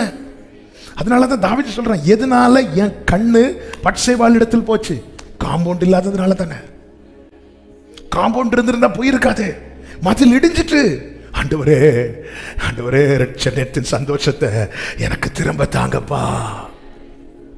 காம்பவுண்ட் இன்னைக்கு அநேகருக்கு இடிஞ்சிருக்கிறது, அது நம்ம அறியாம நிர்விசாரமா இருக்கிறோம். அப்படி நிர்விசாரமா இருக்க நம்முடைய பார்வை நிமித்தம் அவருடைய நாமம் தூஷிக்கப்படுகிறது, நம்முடைய செயல் நிமித்தம் அவருடைய நாமம் தூஷிக்கப்படுகிறது, நம்முடைய வார்த்தை நிமித்தம் அவருடைய நாமம் தூஷிக்கப்படுகிறது. அடைக்கப்பட்டவன் வாரினாலும் கடிவாளத்தினாலும் வாய் கட்டப்பட்டால் ஒழிய புத்தி இல்லாத குதிரை. கட்டப்பட்ட தேவனால் ஒருவன் கட்டப்பட்டிருக்கிறானா உலகத்தின் பார்வையில் வாழ தெரியாதவன் என்று சொல்லலாம், ஆனா பரலோக பார்வையில் அவன் தான் புத்தி உள்ளவன், அவன் தான் புத்தி உள்ளவன். ஹல்லேலூயா. எங்களால எங்கேயும் போக முடியும், என்ன செய்ய முடியும்? ஆமென். பரலோக பார்வையில் புத்தி அவன்கிட்ட சேராதேனே இருக்கு. கண் போன போக்கிலும் கால் போன போக்கிலும் நடக்கிற அந்த புத்தி இல்லாதவன் நீ என்ன செய்யாத, சேராதேன்னு பைபிள் சொல்லுது. ஆமென். பரிசுத்தப்படுவதாக உம்முடைய நாமம். ஹல்லேலூயா. மூன்றாவதாக கர்த்தர் என்ன சொல்லுகிறார் பாருங்கள், உம்முடைய ராஜ்யம், thy kingdom come, உம்முடைய ராஜ்யம் வருவதாக. தேவனுடைய ராஜ்யம் என்பது ரோமர் 14வது அதிகாரம் 17வது வசனத்தில் அழகாய் சொல்லப்பட்டிருக்கிறது. தேவனுடைய ராஜ்யம் புசிப்பும் குடிப்பும் அல்ல, அது நீதியும் சமாதானமும் பரிசுத்த ஆவியினால் உண்டாகும் சந்தோஷமுமாய் இருக்கிறது. தேவனுடைய ராஜ்யம் புசிப்பும் குடிப்பும் அல்ல, அது நீதியும் சமாதானமும் பரிசுத்த ஆவியினால் உண்டாகும் சந்தோஷமாய் இருக்கிறது. உண்மையில எத்தனை பேர் இதை விரும்புறீங்க? தேவ ராஜ்யம் வரணும்னு விரும்புறவங்க அப்படி கை தூக்கி காட்டுங்க பார்க்கலாம். எல்லாரும் கை தூக்கி தான் ஆகணும், வேற வழியே இல்லை. அப்படி விரும்புகிறவர்கள் அடுத்த வசனம் 19வது வசனத்தை வாசிங்க. ஆனபடியால் சமாதானத்துக்கு அடுத்தவைகளையும் சமாதானத்துக்கு அடுத்தவைகளையும் அந்யோன்ய பக்தி விருத்தி உண்டாகத்தக்கவைகளையும். நாடக்கடவும். அப்ப நம்முடைய இருதயம் எதை நாடணும்? சமாதானத்துக்கு அடுத்தவைகளை. நம்ம எப்படி இருக்கிறோம்? அவனை தொட்டால் யுத்தத்தை நினைத்துக்கொள். எப்படியாவது 4 வார்த்தை அவங்கள்ட்ட கேட்டே ஆகணும். தேவ ராஜ்யத்தை விரும்புகிறவர்களுக்கு, நாடுகிறவர்களுக்கு, ஏங்குகிறவர்களுக்கு மட்டும்தான் எல்லாமே ஸ்மூத்தா போகணும். எல்லாரோட சமாதானமா இருக்கணும். அவன் யாருக்கிட்ட எந்த கசப்போ எந்த வைராக்கியமோ வந்து விடக்கூடாது என்கிற அந்த உணர்வு இருக்கும். நம்ம பாருங்க, அதனாலதான் ராஜ்யத்தை கொடுக்க சித்தமா இருக்கிறான்னு சொன்னதும் சீஷர்கள் ஆரம்பத்தில் எதை நினைச்சாங்கன்னா, அப்போ எல்லாமே எருசலேம்லாம் ரோமருடைய பிடியில் இருக்கு, ரோமருடைய பிடியில் இருக்கு. அவங்க தான் கண்ட்ரோல் பண்றாங்க. அப்போ என்ன நினைச்சாங்க? பழையது மாதிரி தாவீது மாதிரி கர்த்தர் திரும்ப மீட்டுக்கொண்டு, எப்படி சீயோன் கோட்டையை மீட்டுக்கொண்டாரோ தாவீது, அதே மாதிரி மீட்டுக்கொண்டு இவர் ராஜ்யத்தில் கிங்கா இருப்பார். அப்போ நம்ம கூட இப்பவே இருந்தா அடுத்த தளபதிகள் நம்மளா இருக்கலாம் அப்படி சொல்லிட்டு இவங்க இந்த மைண்ட் செட்லயே வந்துட்டு இருக்கிறாங்க.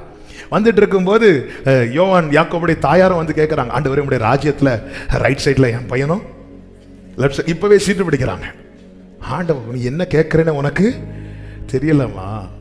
நான் குடிக்கிற பானத்தில் உங்களை குடிக்க முடியுமா? நான் புசிக்கிற ஆகாரத்தை புசிக்க முடியுமா? இவங்க நினச்சிட்டாங்க ராஜபோஜனம் என்ன டேஸ்ட்டாக இருக்கும், அதெல்லாம் நாங்கள் குடிப்போம். குடிப்பீங்க. அதுக்கு அடுத்து ஆண்டவர் சொல்கிறார், நீங்கள் அப்படியே குடித்தாலும் யார் எங்கே இருக்கணும்னு தீர்மானிக்கிறவர் பரலோகத்தில் இருக்கிறார். இங்கே நாம டிசைட் பண்ணிட்டு இருக்கிறோம் இல்ல, அந்த சேர் எனக்கு, அதை பிடிச்சு வச்சுக்கோங்க. அங்கெல்லாம் அப்படி சேர் பிடிக்க முடியாது, அது தீர்மானிக்கிறது. ஆமாம், அந்த அதிகாரம்.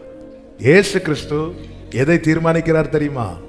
யார் அங்க வரணுங்கிறத தீர்மானிக்கிறார். பிதா எதை தீர்மானிக்கிறார் தெரியுமா? யார் எங்க இருக்கணும்.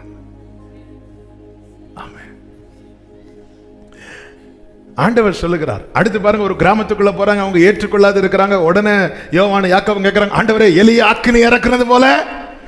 ஆண்டவர் உடனே திரும்பி என்ன கேட்டாரு? உனக்குள்ள என்ன ஆவி? இப்ப தேவ ராஜ்யத்து குறித்த ஏக்கம் நமக்குள்ள இருக்கணும்னா, ஆண்டவர் எல்லாரும் நல்லா இருக்கணும், எல்லாரோட சமாதானமா இருக்கணும். ஒருத்தங்களுக்கு கூட ஒரு சண்டை வர்றது மாதிரி வருதா, பேசி சால்வ் ஆயிரணும். வேண்டாம் ஆண்டவர். அதுக்கப்புறம் நீங்க அவங்க கிட்ட திருப்பி பழைய மாதிரி பேசுங்கன்னு இல்லை, ஆனா அந்த கசப்பை சுமந்து கொண்டு வேண்டாம். சரி, தெரியாம பேசிட்டேன்ப்பா, ஒரு நல்ல காரியத்தை நினைச்சுதான் பேசுனேன், நீங்க தப்பா எடுத்துட்டீங்க, சாரி, ஓகே, இந்த பேச்சை இதோட விட்டுருவோம், முடிஞ்சு. நம்ம ஜெபத்துல தேவ ராஜ்யத்தை கேட்கிறோமா? அப்படி கேட்கிறவர்களா இருந்தா சமாதானத்துக்கு அடுத்தவைகளையும் அந்நியோன்ய பக்தி விருத்தி இல்ல, நம்முடைய பழக்கம் வந்து பக்தி விருத்திக்கு எதுவா இருக்கணும். சர்ச்சில் 4 பேர்கிட்ட பழகிறோம், எல்லார்ட்டையும் பழக முடியுமா? நிச்சயமா முடியாது, கஷ்டம்தான். ஆனாலும் அட்லீஸ்ட் கொஞ்சம் பேர்ட்டையாவது நம்ம பழகிறோமே. நம்ம பழகிறது நிமித்தம், நம்ம பேசுறது நிமித்தம், அதாவது நம்முடைய ஆப்சன்ஸை அவங்க மிஸ் பண்ணணுங்க. இவங்க வரலையே அப்படிங்கிற அவங்கள மிஸ் பண்ண வைக்கணும். அவன் தான் உண்மையில விசுவாசி. நம்ம வராததை மிஸ் பண்ண வைக்கணும்.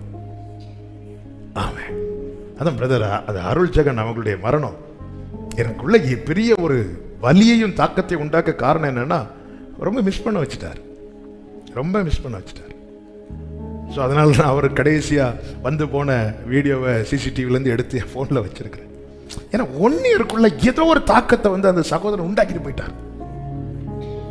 அந்த சேர்ல வந்து திடீர்னு யாராவது அந்த சைஸ்ல கண்ணாடி போட்டு வந்தோடனே அவர் தான் வந்துட்டாரோ அப்படிங்கிற ஒரு, ரொம்ப பழகல. ஒரே ஒரு வாட்டி அவங்க வீட்டுக்கு போயிருக்கிறேன், ஒரு 4-5 வாட்டி வந்து ஃப்ரெண்ட்ல ஜோம் பண்ணிட்டு போயிருப்பார், அவ்வளவுதான்.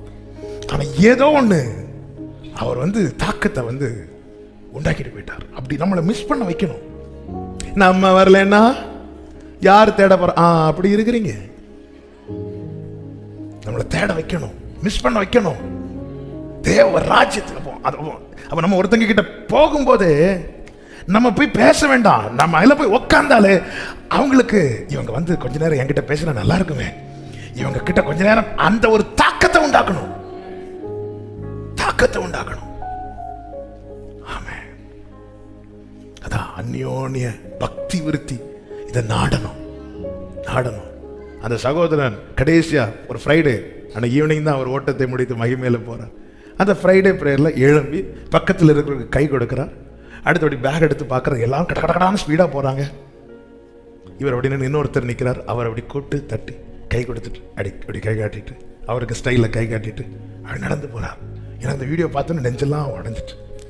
பார்க்கும்போது பிரைஸ்லார் சொல்றத வேற, பார்க்க வச்சு பிரைஸ்லார் சொல்றாரு அவர். பார்த்தது அது வேற, பார்க்க வச்சு கூப்பிட்டு பார்க்க வச்சு பிரைஸ்லார் சொல்றாரு. அப்ப அந்த ஃபெலோஷிப்பை விரும்புறார். கண்ணு முன்னாடி அது சாட்சியா இருந்ததுனால நான் சொல்றேன், விரும்பணுங்க. நம்ம சபையில தேவராஜ்யம் வரட்டும், நம்ம வீட்டுல தேவராஜ்யம் வரட்டும். இன்னைக்கு அவர் வரட்டும். கேட்கிற கேள்வியில இன்னைக்கு அவ வரட்டும். கேட்கிற கேள்வியில அவ அம்மா வீட்டுக்கு ஓடுறாளா இல்ல என்ன துரத்துறாளா பாப்போம். சமாதானத்துக்கு ஒருத்தங்க சரி ஓகே. அதனாலதான் ஆண்டவர் சொல்ல, நீ ஜெபம் பண்ண வரும்போது உன் சகோதரனுக்கு ஒரு குறை இருக்குன்னா ஓடி போய் சமாதானம் ஆயிட்டு நீ வா, நான் வெயிட் பண்றேன். ஆமென். சிலர் என்ன வந்தாலும் அவங்கள்ட்ட மட்டும் பேசவே மாட்டேன். ஆண்டவர் கேட்க, உனக்குள்ள என்ன ஆவி இருக்கு? இதை வச்சு நீ அந்நிய பாஷை பேசுற. யாரை பார்த்து படிச்ச? யாரை பார்த்து? அது பக்கத்தில் 2 பேர் இப்படி ஒரு வார்த்தை சொன்னாங்க, அங்க 2 பேர் அப்படி சொன்னாங்க. சிலர் எழுதி வச்செல்லாம் படிக்கிறதா நம்ம சர்ச்சில் இல்லை. வெளியே போகும்போது ஒருத்தங்க சொன்னாங்க, வெளியே ஒரு மீட்டிங் போகும்போது அப்படி இப்படின்னு எழுதி வச்சு படிச்சு, ஆனாலும் மைண்ட்ல நிக்க மாட்டேங்குது. பாஸ்டர் ஜோம் பண்ணுங்க. நான் நீ எப்படி ஜோம் பண்ண? ஆமே ஆமே. உனக்குள்ள என்ன ஆவி இருக்கு? ஆமே. ஒருத்தங்க ஏற்றுக்கொள்ளல, உடனே ஆண்டவரை எப்படியாவது அக்கினியை இறக்கிருங்க ஆண்டவரே. காலையில் எழுப்பி இப்படி பார்க்கறது ஆபிரகாம் மாதிரி. சோதோமுக்கு என்ன ஆச்சு? போங்க ஆண்டவரே, இன்னும் ஒண்ணு. ஆமே. கடந்த நாள்ல ஒரு சகோதரி சொன்னாங்க, எனக்கு ஒருத்தங்க இப்படி பண்ணிட்டாங்க. நான் ஜெபம் பண்ணிட்டே இருந்தேன். பாஸ்டர் நீங்க என்ன நம்பினாலும் சரி நம்பலாம் சரி, அன்னைக்கு அவருக்கு ஆக்சிடென்ட். நான் சொன்னேன், சிஸ்டர் எனக்காக ஜெபம் பண்றதை கொஞ்சம் குறைச்சிருங்க. நீங்க ஜெபம் பண்ணலன்னா கூட சில நேரத்தில் ஆண்டவர் ஜெபத்தை கேட்பார். கடந்த நாளில் ஒரு சகோதரி, ஒரு தேவன் அறியாத குடும்பத்தில் இருந்து, ஏன்னா தேவன் சில நேரத்தில் அதனால தான் ஆண்டவர் நியாயம் செய்ய எழும்புனா தாங்காது வளரும். ஆமாம். நான் அது சிரிப்பாக சொன்னாலும் இதில் விஷயம் இருக்கு. அதனால ஒரு சகோதரி, அந்த சகோதரி புருஷனில் பிள்ளைய வச்சுட்டு இருக்கிறாங்க. கடன்காரங்க நெருக்க ஆரம்பிச்சிட்டாங்க. வட்டி தலைக்கு மேலே. வட்டி கொடுத்தவங்க வந்து அந்த சகோதரி மிரட்டுறாங்க, இந்த டேட்டில் வருவேன், அன்னைக்கு நீ காசு வைக்கலைன்னா நான் காரை தூக்கிட்டு வந்து உன்னை தூக்கிட்டு போயிடும் அப்படின்னு. சின்ன குழந்தைய வச்சுட்டு, ஒரு பொம்பளை பிள்ளைய வச்சுட்டு இந்த சகோதரி அழுறாங்க. அந்த நாள் வர அழுது கதறி கதறி, ஏன்னா எந்த சோர்ஸுமே கிடையாது, எந்த சோர்ஸ் கிடையாது. கணவன் குடித்து குடித்து குடித்து குடித்து அழிந்து விட்டான். இவன் வந்து மிரட்டு மிரட்டு தகாத வார்த்தைகள், கேட்கக்கூடாத வார்த்தைகள் எல்லாம் கேட்டு. ஆமே. சோமணி கரெக்ட் அந்த நாள் வந்துச்சு. காலையில் எழும்பி சோமண்ண ஆரம்பிக்கிறாங்க. ஆண்டவரே ஒருவேளை, ஏன்னா அந்த ஆள் அப்படி செய்யக்கூடிய ஆளா, ஆண்டவரே வந்து என்னை அப்படி தூக்கிட்டு போன என் பிள்ளையெல்லாம் பார்த்தா தாங்காதே ஆண்டவரேன்னு கதற ஆரம்பிக்கிறாங்க. காலையிலேருந்தே படபடப்பா இருக்குது. நேராக போய் ஏதாவது வண்டி சவுண்டு கேட்டுனா வந்துட்டாங்களோ அப்படின்னு சொல்லிட்டு பயந்து இருக்கிறாங்க. டைம் ஆக ஆக ஒன்றும் காணல. இவங்களுக்கு என்னன்னு புரியல, ஒருவேளை மறந்துட்டாரோ அப்படின்னு இருக்கும்போது திடீர்னு ஒரு ஃபோன் வருதான். ஃபோன் வந்து, சிஸ்டர் உங்களுக்கு நீங்களும் காசெல்லாம் உங்கள்கிட்ட இது பண்ணியிருந்தாங்கல்ல? ஆமாம். என்னாச்சு? நேற்று நைட்டு 12 மணிக்கு திடீர்னு அட்டாக் வந்து ஆள் இறந்துட்டாங்க அப்படின்னு. ஆமாம். கரெக்டாக நேற்று நைட்டு 12 மணிக்கு திடீர்னு அட்டாக், நல்லா இருந்த ஆள் திடீர்னு அட்டாக் வந்து ஆள் இறந்துட்டாங்க. அந்த சகோதரி சொல்லிட்டு சொன்னாங்க, பாஸ்டர் நான் அப்படி சோமண்ணவே இல்லை பாஸ்டர். ஆனால் ஏன்னா அவங்க தேவனை அறியாத ஒரு பிராமின் குடும்பத்தில் உள்ளவங்க, கர்த்தரை ஏற்றுக்கொண்டு கர்த்தருக்காக நிற்கிறாங்க. அவங்க சொல்கிறாங்க, நான் நினச்சேன் என் புருஷன் இறந்ததோட எனக்கு யாரும் இல்லைன்னு நினச்சேன், ஆனால் எனக்குன்னு ஒருத்தர் இருக்கிறார் என்பதை நான் புரிஞ்சுக்கிட்டேன். போன வாரம் இந்த சாட்சியை இங்கே வந்து என்கிட்ட சொல்லிட்டு போனாங்க. சில நேரத்தில் அதனால தான் தெரிந்து கொள்ளப்பட்டவங்க விஷயத்தில் ஏன் பொறுமையாக இருக்கிறார் தெரியுமா? அந்தந்த அதிகாரத்தில் இருக்கிறவங்க நீதி செய்ய தேவன் சான்ஸ் கொடுக்கிறார். எங்கேயுமே நீதி கிடைக்காம இருக்கிற அன்பு சகோதரா சகோதரி, அதிகாரத்தில் இருக்கிறவங்க நீதி செய்யறதுக்கு வாய்ப்பு கொடுக்கிறார். கடைசி வாய்ப்பும் கொடுத்து அவங்க செய்ய மாட்டாங்கன்னா அவர் எழுந்தருளுவார். சீயோனுக்கு தயை செய்ய எழுந்தருளுவார். அன்னைக்கு இந்த உலகம் தாங்காது. ஹல்லேலூயா. அதனால அவருடைய பொறுமையை நீங்க என்ன செய்யக்கூடாது, தப்பா நினைக்காதீங்க. அவர் செஞ்ச தாங்காது. நிக்க முடியுமா? அவருடைய பிரசன்னத்துல பர்வதெல்லாம் உருகிரும். ஆமென், ஆமென். நான் சொல்ல வந்த செய்தி, உம்முடைய ராஜ்யம் நம்முடைய இருதயம் ஏங்கட்டும். சமாதானத்துக்கு அடுத்தவைகளை நாடுங்கள் இருக்கு. பக்தி விருத்தி பேசுங்க. 4 பேருக்காக ஸ்தோத்திரம் பண்ணுங்க. அவங்களுக்காக ஸ்தோத்திரம் பண்ணுங்க. ஒவ்வொருவருக்காக. ஒரு தேவ பிள்ளை அறிந்து கொள்ளணும், புரிந்து கொள்ளணும். நம்ம எதை விரும்புகிறோம்? ஒருத்தங்க விழுறதை விரும்புகிறோமா? ஒருத்தங்க நஷ்டப்படுறதை பார்த்து நம்ம சிரிக்கிறோம்னா நம்ம தேவ ராஜ்யத்தை விரும்பல. தேவ ராஜ்யத்தை விரும்பாம எப்படிங்க தேவ ராஜ்யத்துக்குள்ள போக முடியும்? தேவ ராஜ்யத்தை விரும்பாம எப்படி தேவ ராஜ்யத்துக்குள்ள போக முடியும்? ஒருத்தங்க கஷ்டப்படுறதை பார்த்து நம்ம சிரிக்கிறோம்னா, நமக்கு ஒரு காலத்துல நம்மை ஏதோ ஒரு வகையில காயப்படுத்தியிருப்பாங்க. இன்னைக்கு அந்த வேதனை அவங்க அனுபவிக்கிறத பார்த்து நம்ம சிரிக்கிறோம்னா, ஆமே. எங்க அப்பா வாழ்க்கையில நான் பார்த்த ஒரு சாட்சி. அவங்க ஊழியத்தின் ஆரம்பத்தில் ஒருத்தங்க இல்லாத ஒரு காரியத்தை சொல்லி எங்க அப்பாவை வேதனைப்படுத்தினாங்க. அவர்களுடைய கடைசி நாட்களிலே மரணத்துக்கு எதுவான வியாதி. அவங்க சொல்லி அனுப்புறாங்க, எனக்கு பாஸ்டர் ஜாய்சனை பார்க்கணும் அப்படின்னு. அப்பாவுக்கு ஃபர்ஸ்ட் புரியல. இழுத்து கிடக்குறாங்க. என்னெல்லாமோ ட்ரீட்மெண்ட் பண்ணி பார்த்தாச்சு.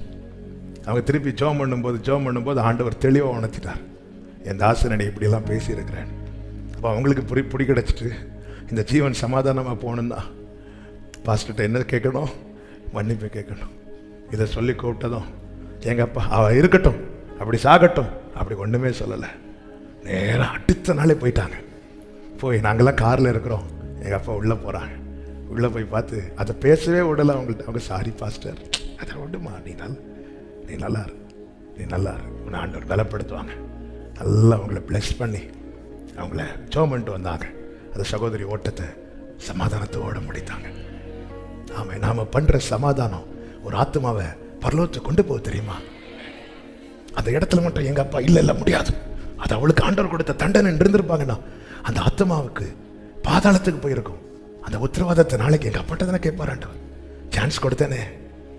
ஆமே, ஒரு ஆத்மாவை நீதிக்கு உட்படுத்துறவங்க ஆமே கிரீடத்தில் பதிக்கப்பட்ட முத்துக்களை போல இருப்பாங்களாம். வாய்ப்பு கிடைக்குதுங்க. ஒருத்தங்களை மன்னிக்கிறதுக்கு உங்களுக்கு தேவன் ஒரு சான்ஸ் கொடுக்கும்போது அந்த இடத்துல நீங்க நியாயம் பேசாம நல்லா பிளஸ் பண்ணிருங்க. ஆண்டவர் வாய்ப்பு கொடுப்பார். இன்னைக்கு ஒருவேளை உங்களை காயப்படுத்துறவங்க, இன்னைக்கு உங்களை கஷ்டப்படுத்துறவங்க, இன்னைக்கு உங்களை தேவையில்லாம கண்ணீர், நீங்க ஹாப்பியா இருக்கிறத பார்த்தே அவங்களுக்கு பிடிக்காது. ஏதாவது ஒரு இல்லாத காரணத்தை கொண்டு வந்து உங்களை ஏதாவது ஒரு வகையில் அந்த சந்தோஷத்தை நொறுக்கணும். உங்களை நொறுக்கிறது இல்லை, உங்களுக்குள்ள ஒரு ஜாய் இருக்கு பார்த்தீங்களா, அதை நொறுக்கணும். அதுக்காக செய்யறாங்க. ஆமென். சில கசப்புகளை நாமவே நமக்குள்ள விதைக்கிறோம். ஆனா சில கசப்புகளை நாம விதைக்கல, மற்றவங்க நம்ம கையை காலை கட்டி வச்சு நமக்குள்ள விதைக்கிறாங்க. அந்த கசப்புகளை பிடுங்கிறது என்பது சாதாரண. நாம விதைக்கிற கசப்புகளை ஈஸியா பிடுங்கிடலாம். அவங்க விதைக்கிறது எங்க விழுந்துனே நமக்கு தெரியாது. அது முளைக்கும் போது தான் தெரியுது. ஆனால் அப்படிப்பட்ட அனுபவத்தில் இருக்கிறவர்களும் தேவராஜ்யத்துக்குள் வர வேண்டும் என்பதற்காக அவர்களுக்கு தேவன் அவர்களை மன்னிக்கும்படியான ஒரு வாய்ப்பை ஏற்படுத்தி கொடுப்பார். நான் என்னுடைய சின்ன அனுபவத்திலிருந்து நான் சொல்றேன். அவங்களை மன்னிக்கும்படியான ஒரு வாய்ப்பை ஏற்படுத்தி தருவார். அந்த இடத்துல நம்ம என்ன டெசிஷன் எடுக்கிறோமோ அது ரொம்ப முக்கியம். நம்ம கையில் அந்த அதிகாரத்தை கொடுத்திருக்கிறார். மரணமும் ஜீவனும் நாவின் அதிகாரத்தில் இருக்கிறது. அந்த இடத்துல இது தேவன் கொடுத்த தண்டனை என்று சொல்லிட்டு நான் போவேன். ஆனால் அந்த ஆத்மாவுக்கான உத்தரவாதத்தை ஆண்டவர் நாளைக்கு கேட்பார். என்ற மன்னிக்கிறதுக்கு வாய்ப்பு கொடுக்கும் போது மனசார மன்னிச்சிருங்க.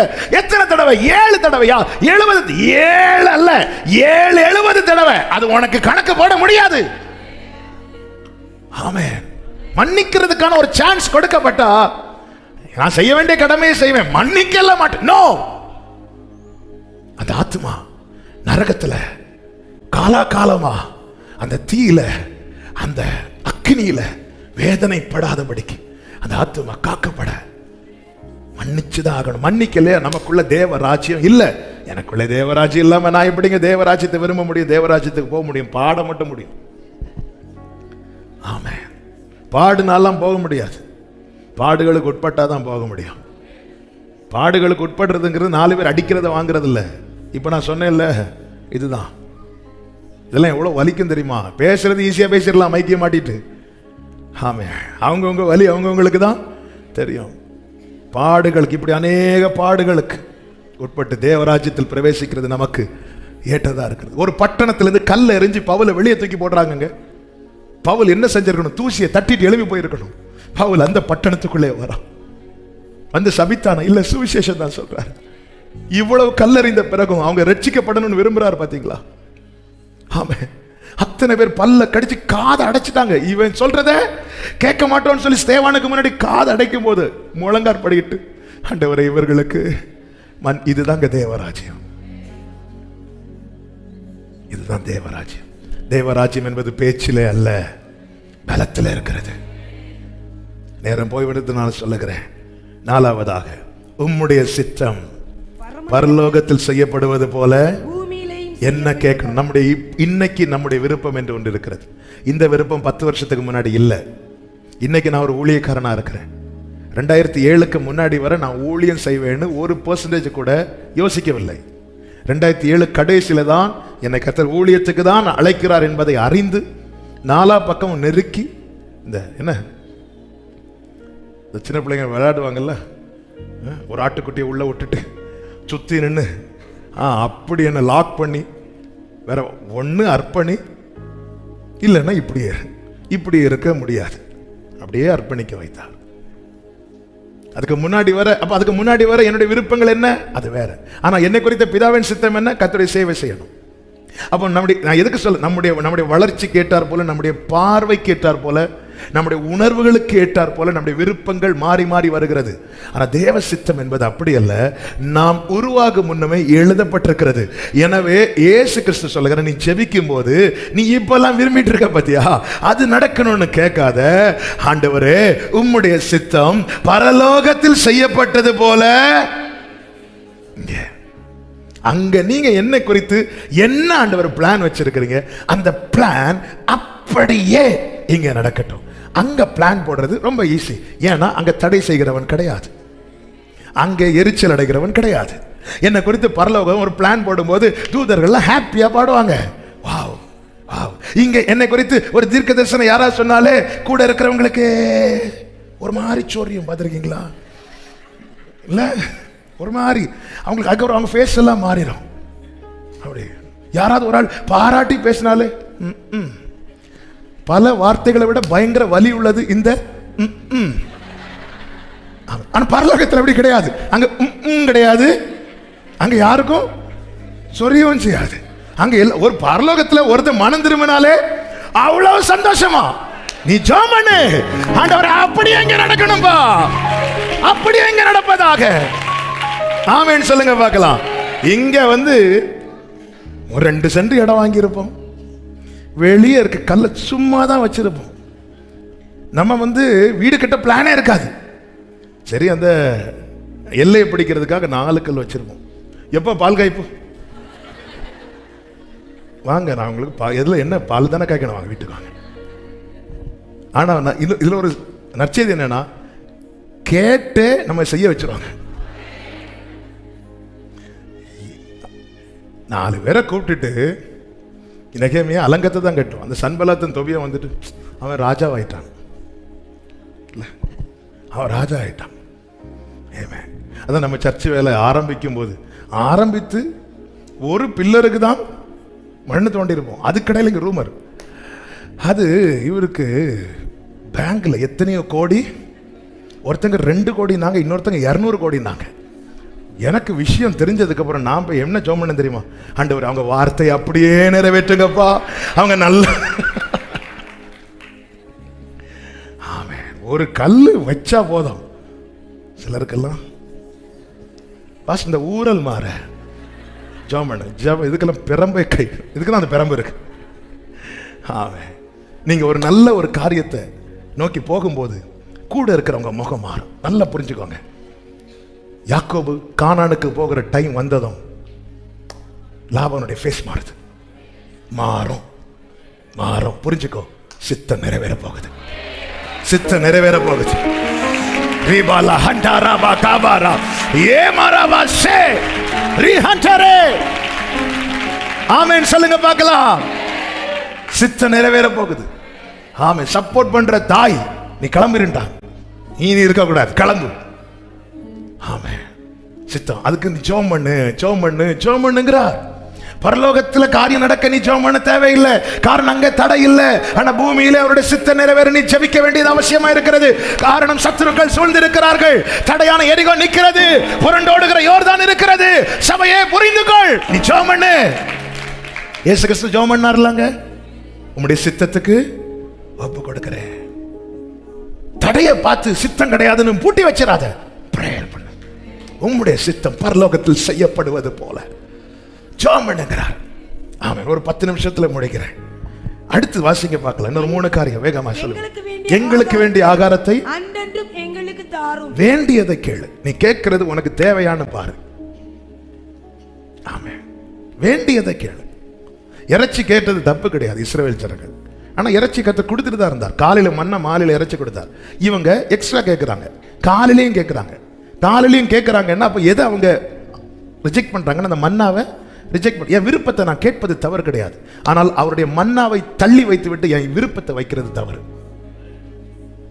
அவர் தருகிற என்னுடைய விருப்பத்தை நான் வைப்பது தவறு கிடையாது. நான் கேட்கலாம், அவர் எனக்கு தருவார். ஆனா அவர் தருகிற மன்னா தரார்ல, இந்த மன்னா எனக்கு என்னத்துக்குன்னு சொல்லி அதை தள்ளி வைத்து விட்டு நான் இறைச்சியை கேட்பேனா, என் விருப்பத்தை கேட்பேனா, கர்த்தருடைய கோபம் தாங்காது. அதனாலதான் எங்களுக்கு வேண்டிய, ஏன்னா பிதாவுக்கு தெரியும் நமக்கு இன்னது தேவை என்பதை அறிந்திருக்கிறார். எங்களுக்கு வேண்டியதை தாங்க, கேளு. வேண்டியதை கேளு, வேண்டியதை கேளு, அவர் வேண்டிய மட்டும் தருவார். ஆமென் சொல்லுங்க பார்க்கலாம். 6வதாக எங்கள் பாவங்களை எங்களுக்கு மன்னியும் நாங்களும் எங்களிடத்தில் கடன்பட்ட எவனுக்கும் மன்னிக்கிறோமே. இப்படி சொல்றதுக்கு முதல்ல ஒரு தைரியம் வேணும். ஆமென்.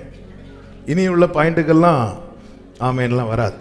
இதுக்கு முந்தின பாயிண்ட்லேயே தேவையான ஆமேன் கிடைத்து விட்டதற்காக ஸ்தோத்திரம். எங்கள் பாவங்கள் எங்களுக்கு மன்னியும். சூப்பராக இருக்கு இந்த பிரேயர். தாவீது இந்த ஜெபத்தோட முடிச்சிட்டார். தாவீதின் குமாரன் வந்து இன்னும் பாயிண்ட் அப்படி ஜெபத்தை முடிக்காது. நாங்களும்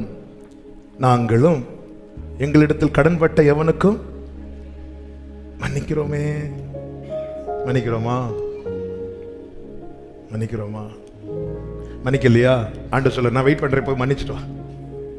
பலிபீடத்தில் நீ பலி செலுத்த வரும்போது உன் பேரில் உன் சகோதரனுக்கு ஒரு குறை இருக்குமானால் அந்த பலிமிருகத்தை அங்கேயே வைத்து விட்டு போய் ஒப்புரவாக. அப்போ ஆண்டவர் இங்க என்ன சொல்ல விரும்புறாருன்னா, நீ ஜெபிக்கிறதுக்கு முன்னே ஒப்புரவாகிட்டு வா. ஒப்புரவாகி ஜெபிக்கிறவனுடைய ஜெபம் அவருக்கு உகந்ததா இருக்கும். சரிங்க, ஒரு பிரச்சனை வேண்டாம்ப்பா.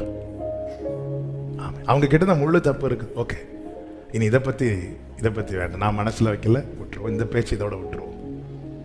நாம பேச்சை விட்டுருவோம்ல, இந்த பேச்சை விட்டுருவோம். சரி, நான் இந்த மாதிரி தான் பண்ணேன், உங்களுக்கு ஏதாவது தப்பா இருந்தா மன்னிச்சிருங்க.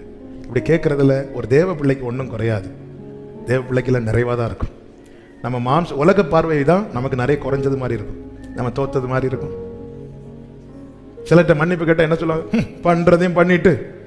சிலர் கேட்கறத பார்த்தா இன்னும் 4 அடி அடிச்சுட்டு மன்னிப்பு கேட்டிருக்கலாமோ. கேட்டதும் கேட்குறோம் மொத்தமாக சேர்த்து. அதான் ஒரு பாஸ்டர் ஞானஸ்நானம் கொடுக்கும்போது ஒருத்தர் வந்து கையை மேலே தூக்கிட்டு முங்கினாராம். அப்படி தூக்கக்கூடாதுப்பா, கையும் சேர்த்து.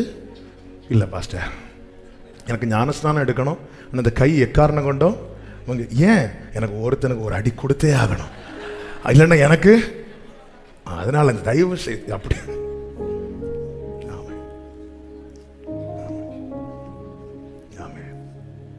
எனக்கு மன்னியும், நான் மன்னியோன்னு கேட்கும்போது கர்த்தர் உணர்த்துவார், நீ அவங்களுக்கு மன்னிச்சியா, இவங்களுக்கு மன்னிச்சியா. நாம் தேவனுக்கு விரோதமாய் செய்த பாவங்களை விட பெரிய பாவம் நமக்கு விரோதமாக யாராவது செய்திருப்பாங்கன்னா மன்னிக்க தேவையில்லை.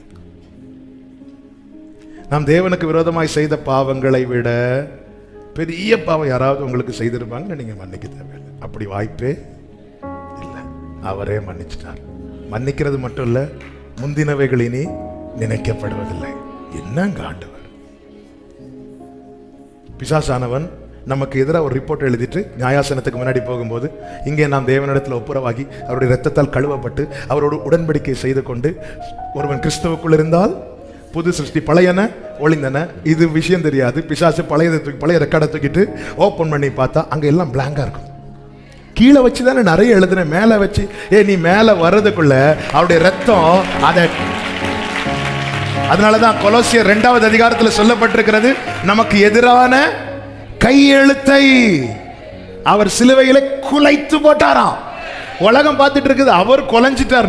அவர் கொலையில, ஆமே, பிசாசு எழுதுன அதை கொலைத்து போட்டார். அடிக்கிற ஆணியில எனக்கு எதிரான சட்டங்கள் எல்லாம் தெரித்து ஓடிவிட்டது. துரைத்தனங்கள், அதிகாரங்கள் அனைத்தையும் வென்று என்னை பிள்ளையாக்கினார்.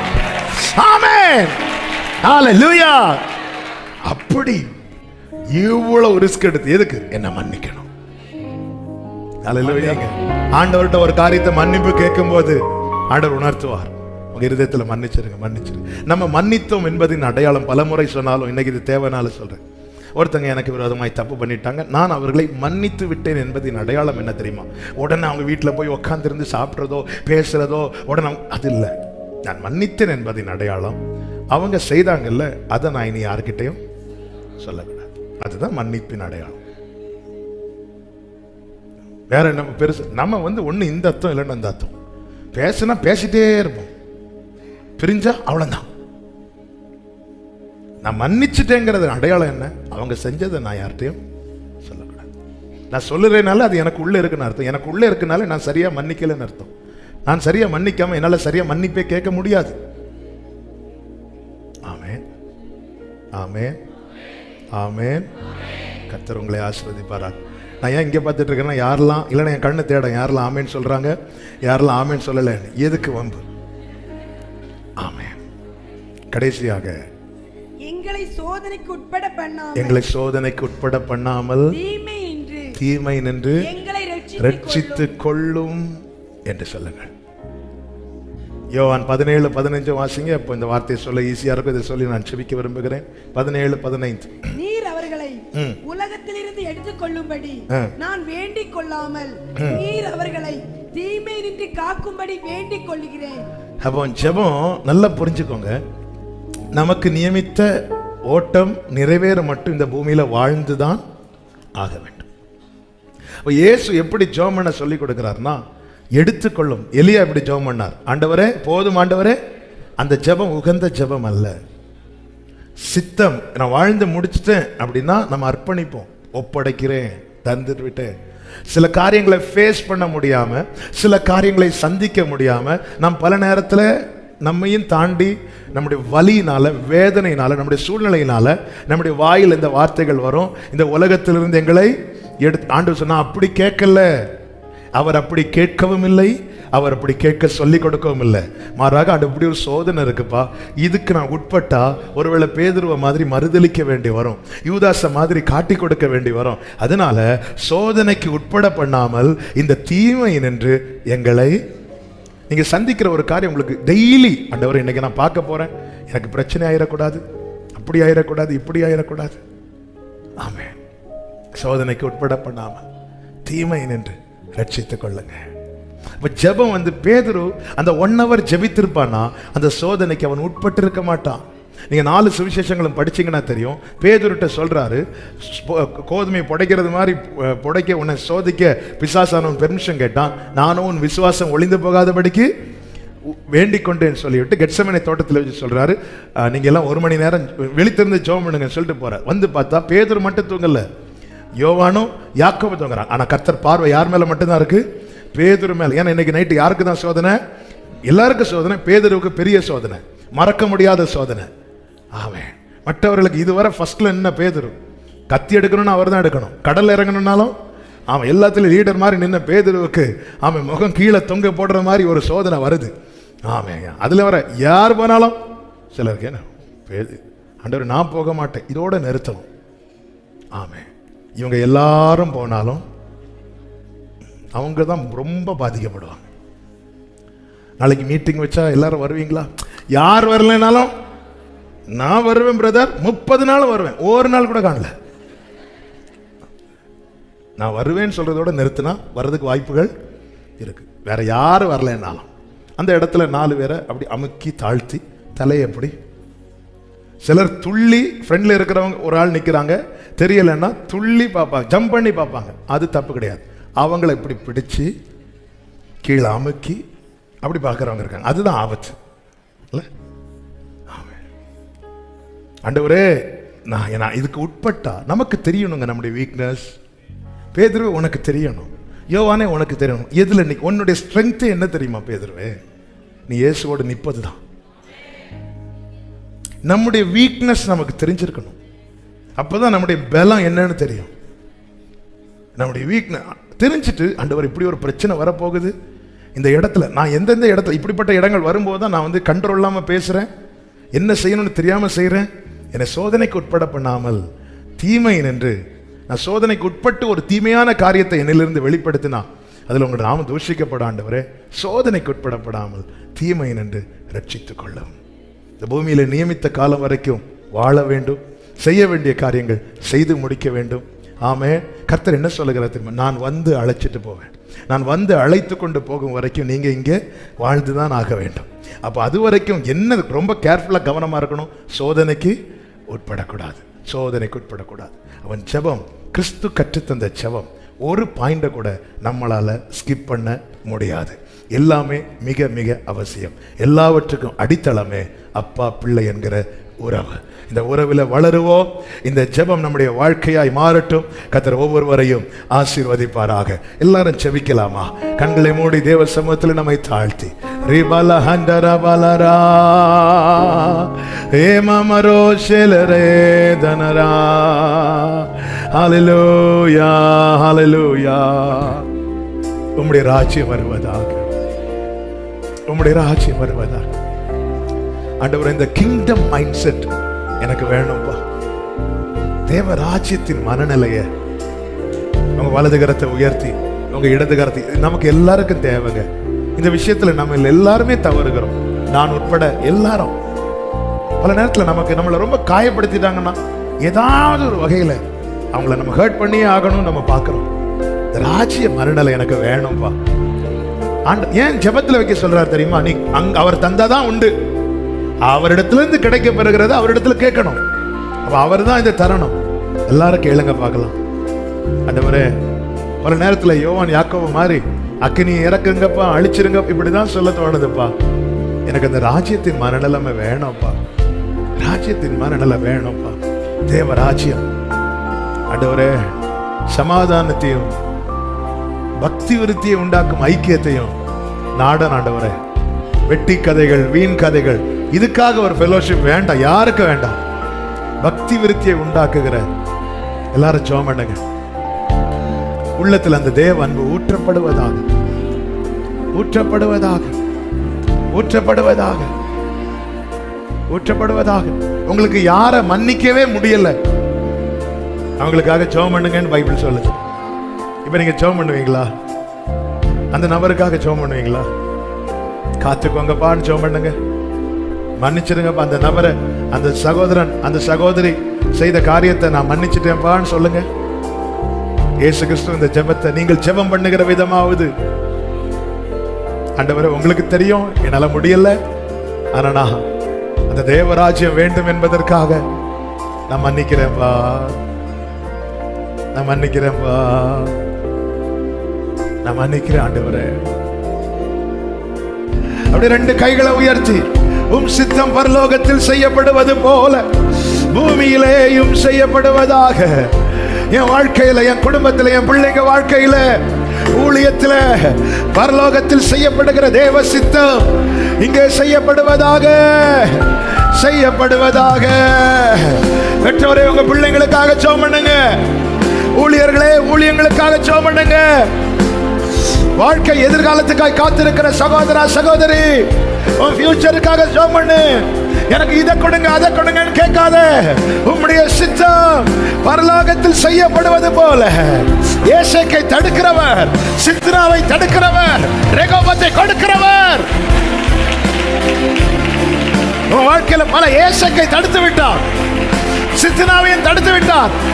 ரெகோபத்தை கொடுப்பாராக, ரெகோபத்தை கொடுப்பாராக. அது நிமித்தம் நீ பெயர் சபாவில வந்து நன்றி செலுத்த போகிறாய். தேவனுக்கு மகிமை செலுத்த போகிறாய். தேவ சித்தம் பூரணமாகட்டும். சபை மேல தேவ சித்தம் பூரணமாகட்டும். விசுவாசிக்கு மேல தேவ சித்தம் பூரணமாகட்டும். உம்முடைய சித்தம் பூரணமாகட்டும். தேவ சித்தம் பூரணமாகட்டும். வாழ்ந்திருக்க செய்யுங்கப்பா. ஜீசஸ், தேவ சித்தம். ஹalleluya. உம் சித்தம் பூரணமாகட்டும். உம் சித்தம் பூரணமாகட்டும். அப்படியே கரைகளை உயர்த்தி சோதனைக்கு உட்பட பண்ணாதீங்கப்பா. எங்க திராணி தெரியுமே, எவ்வளவுதான் இந்த உள்ளம் தாங்கணும் உங்களுக்கு தெரியும். சில காரியம் தாங்க முடியல, சொல்லுங்க ஆண்டவர்கிட்ட. ஆண்டவர் ஜெபிக்க சொல்லி இருக்கிறார். தாங்க முடியாம கேட்டிருக்கிறோம்ல, என்னை எடுத்துக்கொள்ளணும். ஆண்டவர் சொல்ல, நீ அப்படி ஜெபம் பண்ணாதம்மா, என்னை விடுவியோன்னு ஜெபம் பண்ணு, என்னை மீட்டுக்கொள்ளணும் ஜெபம் பண்ணு. ஆண்டவரே, சோதனைக்கு உட்பட பண்ணாமல் தீமையின் என்று ரட்சித்துக் கொள்ளும். ஹalleluya. நன்றி அப்பா. கர்த்தராகிய நான் அதை காப்பாற்றி அடிக்கடி அதற்கு தண்ணீர் பாய்ச்சி ஒருவரும் சேதப்படுத்தாதபடிக்கு இரவும் பகலும் அதை காத்துக்கொள்வேன். யாக்கோபு வேர் பற்றி உலகத்தை வரநாள் நிரப்பும் நாட்கள் வரப்போகிறது. சபையே, உன் சமத்துக்கு பலன் வரப்போகிறது. ஹalleluya, ஹalleluya, ஹalleluya. ஆர்ப்பரிப்போடு கரங்களை தட்டி கர்த்தர் பெரிய காரியங்களை செய்வாராக. கர்த்தர் நல்லவர். தம்மை தேடுகிறவர்களை கைவிடாதவர். காத்திருக்கிறவர்களுக்கு நன்மையை செய்கிறவர். வெட்கப்பட்டு போக விடாதவர். நன்றி அப்பா, நன்றி அப்பா, நன்றி தகப்பனே. ஆமென், ஆமென், ஆமென். நம்ம ஜெபித்து முடிக்க போகிறோம். 2 நிமிஷம் அப்படி எல்லாரும் எழுந்து நின்று, எல்லாரும் எழுந்து நின்று ஹalleluya. நம்முடைய சபைக்காக எல்லாரும் ஜெபம் பண்ண போறோம். ஹalleluya. முடிந்தவர்களுடைய கைகளை உயர்த்தி. ஆமென். தேவ சித்தம் இங்கே பூரணப்படணும். ஆமென். மனுஷனுடைய எண்ணங்களோ ஞானமோ அல்ல. ஹalleluya. ஊழியம் செய்றவங்க தேவ சித்தத்தை உணர்ந்து நிக்கணும். தேவ பாதுகாவல், தேவ ராஜ்யம், தேவன் கிரியை செய்வதற்கு தடையா இங்க ஒண்ணுமே இருக்கக்கூடாது. கைகளை உயர்த்தி, தகப்பனே நன்றி அப்பா, நன்றி அப்பா. உங்க பார்வை எப்பொழுது இங்கே இருப்பதாக ஆண்டவரே. ஆண்டவரே, உம்முடைய சித்தம் இங்கே தடையில்லாமல் நிறைவேறுவதாகப்பா. ஆண்டவரே, மனுஷ ஆலோசனைகள், மனுஷ எண்ணங்கள், மாம்ச விருப்பங்கள் இங்கே ஓங்கி இருக்கக்கூடாது. ஆவியானவரே, நீர் ஆளுகை செய்வதற்கு தடையாய் ஒன்றும் இங்கே காணப்படாதபடிக்கு உம்முடைய ஆளுகைக்குள்ளே வைத்து காப்பீராக. ஊழியம் செய்கிறவர்கள் மேல் உங்க கிருபை இருப்பதாக. ஆண்டவரே, நீர் மறைத்து நீர் வெளிப்படுவீராக. ஆண்டவரே, இங்கிருந்து ஏறெடுக்கப்படுகிற ஜெபங்கள் உமக்கு உகந்ததா இருக்கட்டும். ஆண்டவரே, ஏறெடுக்கப்படுகிற துதி ஸ்தோத்திரங்கள் உமக்கு ஏற்றதா இருக்கட்டும். பரத்திலிருந்து துணிக்கப்படுகிற அனுப்பப்படுகிற சத்தமே இந்த வீடத்திலிருந்து துணிக்கப்படுவதாக, துணிக்கப்படுவதாக. ஆண்டவரே, முந்தின ஆலயத்தின் மகிமையை காட்டிலும் பிந்தின ஆலயத்தின் மகிமை பெரிதா இருப்பதாக. இவ்விடத்தில் சமாதானத்தை கிருபையாய் கட்டளையிடுவீராக. ஆசீர்வாதமான மழையை பெய்ய பண்ணுவீராக. ஒவ்வொருவரையும் வர்த்திக்க பண்ணுவீராக. எல்லையை பெரிதாக்குவீராக. இதற்கு விரோதமாக எதிராக எழும்புகிற எல்லா எண்ணங்கள், ஆயுதங்கள் இயேசு கிறிஸ்துவின் நாமத்திலே அவமாய் போவதாக. கர்த்தருடைய வருகை மற்றும் ஊழியம் இங்கே தொடர்வதாக. நல்ல கரங்களை தட்டி ஹalleluya. சரபல கபதன ரபபல ஏடரபல ரதனரா. நன்றி அப்பா, நன்றி அப்பா, நன்றி அப்பா, நன்றி அப்பா. இரவும் பகலும் ஓயாமல் ஜெப சத்தம், துதி சத்தம் இவ்விடத்திலிருந்து கேட்கப்படுவதாக. கர்த்தர் நல்லவர். ஆமென், ஆமென், ஹalleluya. ஒவ்வொருவரையும் உடைய கரங்களில் தருகிறோம். 30 நாட்கள் ஆண்டவரே, உங்க சமூகத்தில் எவ்வளவு இன்பம் ஆண்டவரே. நேரம் போனதே தெரிலப்பா, நாள் போனதே தெரிலப்பா. உங்க சமூகத்தில் கொண்டு வந்து எங்களை இளைப்பார பண்ணீங்க. எங்களை எங்க கூட இருந்தீங்க ஆண்டவரே. உங்க தயவு எவ்வளவு பெரியது, உங்க காருண்யம் எத்தனை பெரியது. நன்றி செலுத்துகிறோம், நன்றி செலுத்துகிறோம் ஆண்டவரே. தொடர்ந்து தொடர்ந்து இன்னும் உங்க திட்டப்படி இங்கே ஊழியங்கள் நடக்க கத்த கிருபை செய்வீராக. ஒவ்வொருவரையும் சமாதானத்தோடு அனுப்புங்க ஆண்டவர். என்னென்ன காரியங்களுக்காக ஜெபம் பண்ணாங்களோ உங்களுக்கு தெரியும்பா ஆண்டவர். நீர் அதற்கான பலனை கொடுத்து அத்தனை கண்களுக்கு முன்பாக நீங்க சாட்சியா நிறுத்துங்கப்பா ஆண்டவரே. நீங்க அப்படி செய்ய போறீங்க. நன்றி. ஏசாயா 27:3 படி ஒவ்வொருவரையும் காப்பாற்றி அடிக்கடி தண்ணீர் பாய்ச்சி ஒருவரும் சேதப்படுத்தாதபடி காத்துக்கோ. இவர்கள் வாழ்ந்திருப்பார்களாக, இவர்கள் குடும்பங்கள் செழித்தோங்குவதாக. ஆண்டவர் இவர்களை பார்க்கிற யாவரும் இவர்கள் கர்த்தரால் ஆசீர்வதிக்கப்பட்டவர்கள் என்று சொல்லுவார்களாக. ஆண்டவரே அப்பா, காத்திருக்கிறவர்களுடைய ஆண்டவர் எவ்வளவு நாள் காத்திருக்கிறாங்கன்னு தெரியும், அதோடைய வலியும் உங்களுக்கு தெரியும் ஆண்டவரே. ஆமே, சொல்லட்டும்பா. இவன் கர்த்தருக்காக நின்றான், இவள் கர்த்தருக்காக நின்றாள். பிள்ளைகளுக்கு கர்த்தர் எவ்வளவு நன்மை செய்றார் பாத்தியா. இவன் வேலையும் போய் ஊழியத்துக்கும் போறான், ஊழிய காரியத்தில் ஈடுபடுற கர்த்தர் இந்த குடும்பத்துக்கு செய்யற நன்மையை பாத்தியா. இப்படி சாட்சி சொல்லட்டும். இது நிமித்தம் உடைய நாமம் அல்லவா மகிமைப்படணும், உடைய நாமம் அல்லவா மகிமைப்படணும். அப்பா, அவங்க நாம உடைய பிள்ளைங்க வாழ்க்கையில மகிமைப்பட வாழ்த்துக்கிறோம். ஆன்லைன்ல இணைந்திருக்கிற இந்த 30 நாட்கள் ஆண்டவரே இணைந்திருந்த ஆண்டவரே ஒவ்வொருவரையும் கர்த்தர் ஆசீர்வதிங்க, கிருபைக்குள்ள மறைத்துக் கொள்ளும் ஆண்டவரே. வல்ல கரத்தில் தாழ்த்துக்கிறோம். எல்லா மகிமை கனம் துதி ஸ்தோத்திரம் ஒருவருக்கே செலுத்துகிறோம் ஆண்டவரே. இந்த ஜெபத்தினுடைய பலனை ஒவ்வொருடைய வாழ்க்கையிலும் ஒவ்வொரு நாளும் காண கர்த்தர் ஆபிரகாம் உடனே இருந்து ஆசீர்வதித்து வந்தார் என்ற வார்த்தையின்படி கூட இருந்து பிளஸ் பண்ணுங்கப்பா. குறைவே இல்லாம நடத்துங்கப்பா. ஒவ்வொரு மாதமும் திருப்தி அடைந்து மீதம் எடுக்கத்தக்கதாய் ஒவ்வொருவரையும் ஆசீர்வதிக்க மனதார அப்ப உடைய நாமத்தினால் உடைய பிள்ளைகளை வாழ்த்தி செபிக்கிற ஆண்டவரை கர்த்தர் அப்படியே செய்யும், நாமத்தை மகிமைப்படுத்தும் ஆண்டவரே. இந்த 30 நாட்கள் ஃபாஸ்டிங் பிரேயர்ல ஒத்துழைத்தவங்க உண்டுப்பா ஆண்டவரே. சவுண்ட் ரூம்ல கேமரா ஆப்ரேட் பண்றதுல தம்பிங்க எல்லாம் ஆண்டவரை ஒத்துழைத்தாங்க. பிள்ளைகள் எல்லாம் பிளஸ் பண்ணுங்க ஆண்டவரே. அப்ப நீங்க ஆசீர்வதிங்கப்பா ஆண்டவரே. டெய்லி இந்த பிரேயர் ஆண்டவர் ரிக்வெஸ்ட்லாம் கரெக்டா எடுத்தது ஆண்டவர். அருமையான சகோதரன் அந்த காரியத்துல உண்மையா செய்ய வச்சுங்க, அவங்களை ஆசீர்வதிங்க ஆண்டவரே. டெய்லி பிரேயர் டைம் 3 டீம் இருந்து ஜெபம் பண்ண ஆண்டவர் நீங்க கிருபை செய்தீங்க ஆண்டவர். எல்லாரையும் பிளஸ் பண்ணுங்கப்பா. இதெல்லாம் நாங்க மறந்தாலும் நீங்க கணக்குல வச்சிருக்கிறீங்கப்பா. நிறைவான நன்மைகளை கொடுத்து திருப்தியாக்குங்க. பார்க்கிங் ஏரியால நின்று அது போல சீட்டிங் அரேஞ்ச்மெண்ட்ஸ் பண்ண தம்பிங்க சகோதரர்கள்லாம் உண்டுப்பா. எல்லாரையும் ஆசீர்வதிங்க, குறைவில்லாம நடத்துங்க. பார்க்கிங் கிரவுண்டு ஆண்டவரே யூஸ் பண்றதுக்கு தந்த ஒவ்வொரு குடும்பத்துக்காக ஸ்தோத்திரம். எல்லாரையும் கர்த்தர் ஆசீர்வதிங்கப்பா. எல்லாரும் மேலும் கிருபை இருக்கட்டும் ஆண்டவரே. இப்பொழுதும் சமையல் செய்து கொண்டிருக்கிற அவங்களுக்காக ஸ்தோத்திரம் கர்த்தர் ஆசீர்வதிங்க. இதை தொடர்ந்து இருக்கிற விருந்தை கர்த்தர் ஆசீர்வதித்து தாங்க. எல்லாம் உமக்கு மகிமையா இருப்பதாக. உடைய பிள்ளைகளை சமாதானத்தோடு அனுப்பி சாட்சியாய் கொண்டு வாங்க. மகிமை கனம் துதி ஸ்தோத்திரம் எல்லாமும் ஒருவருக்கு செலுத்துகிறோம் இரட்சகர் இயேசு கிறிஸ்துவின் நாமத்தில் பிதாவே, ஆமென். சேர்ந்து சத்தமாய் சொல்லுவோமா? என் ஆத்துமாவே கர்த்தரை ஸ்தோத்திரி, முழு உள்ளமே அவருடைய பரிசுத்த நாமத்தை ஸ்தோத்திரி. என் ஆத்துமாவே கர்த்தரை ஸ்தோத்திரி, கர்த்தர் செய்த சகல உபகாரங்களை மறவாதே. ஆமென். நம்முடைய கர்த்தராகிய இயேசு கிறிஸ்துவின் கிருபையும் பிதாவாகிய தேவனுடைய அன்பும் பரிசுத்த ஆவியானவருடைய ஐக்கியமும் சிநேகமும் பாதுகாவலும் நம் அனைவரோடும் எல்லா பரிசுத்தவான்களோடு கூட கர்த்தருடைய வருகை மட்டும் தங்கி இருப்பதாக. ஆமென். ஹalleluya. God bless you.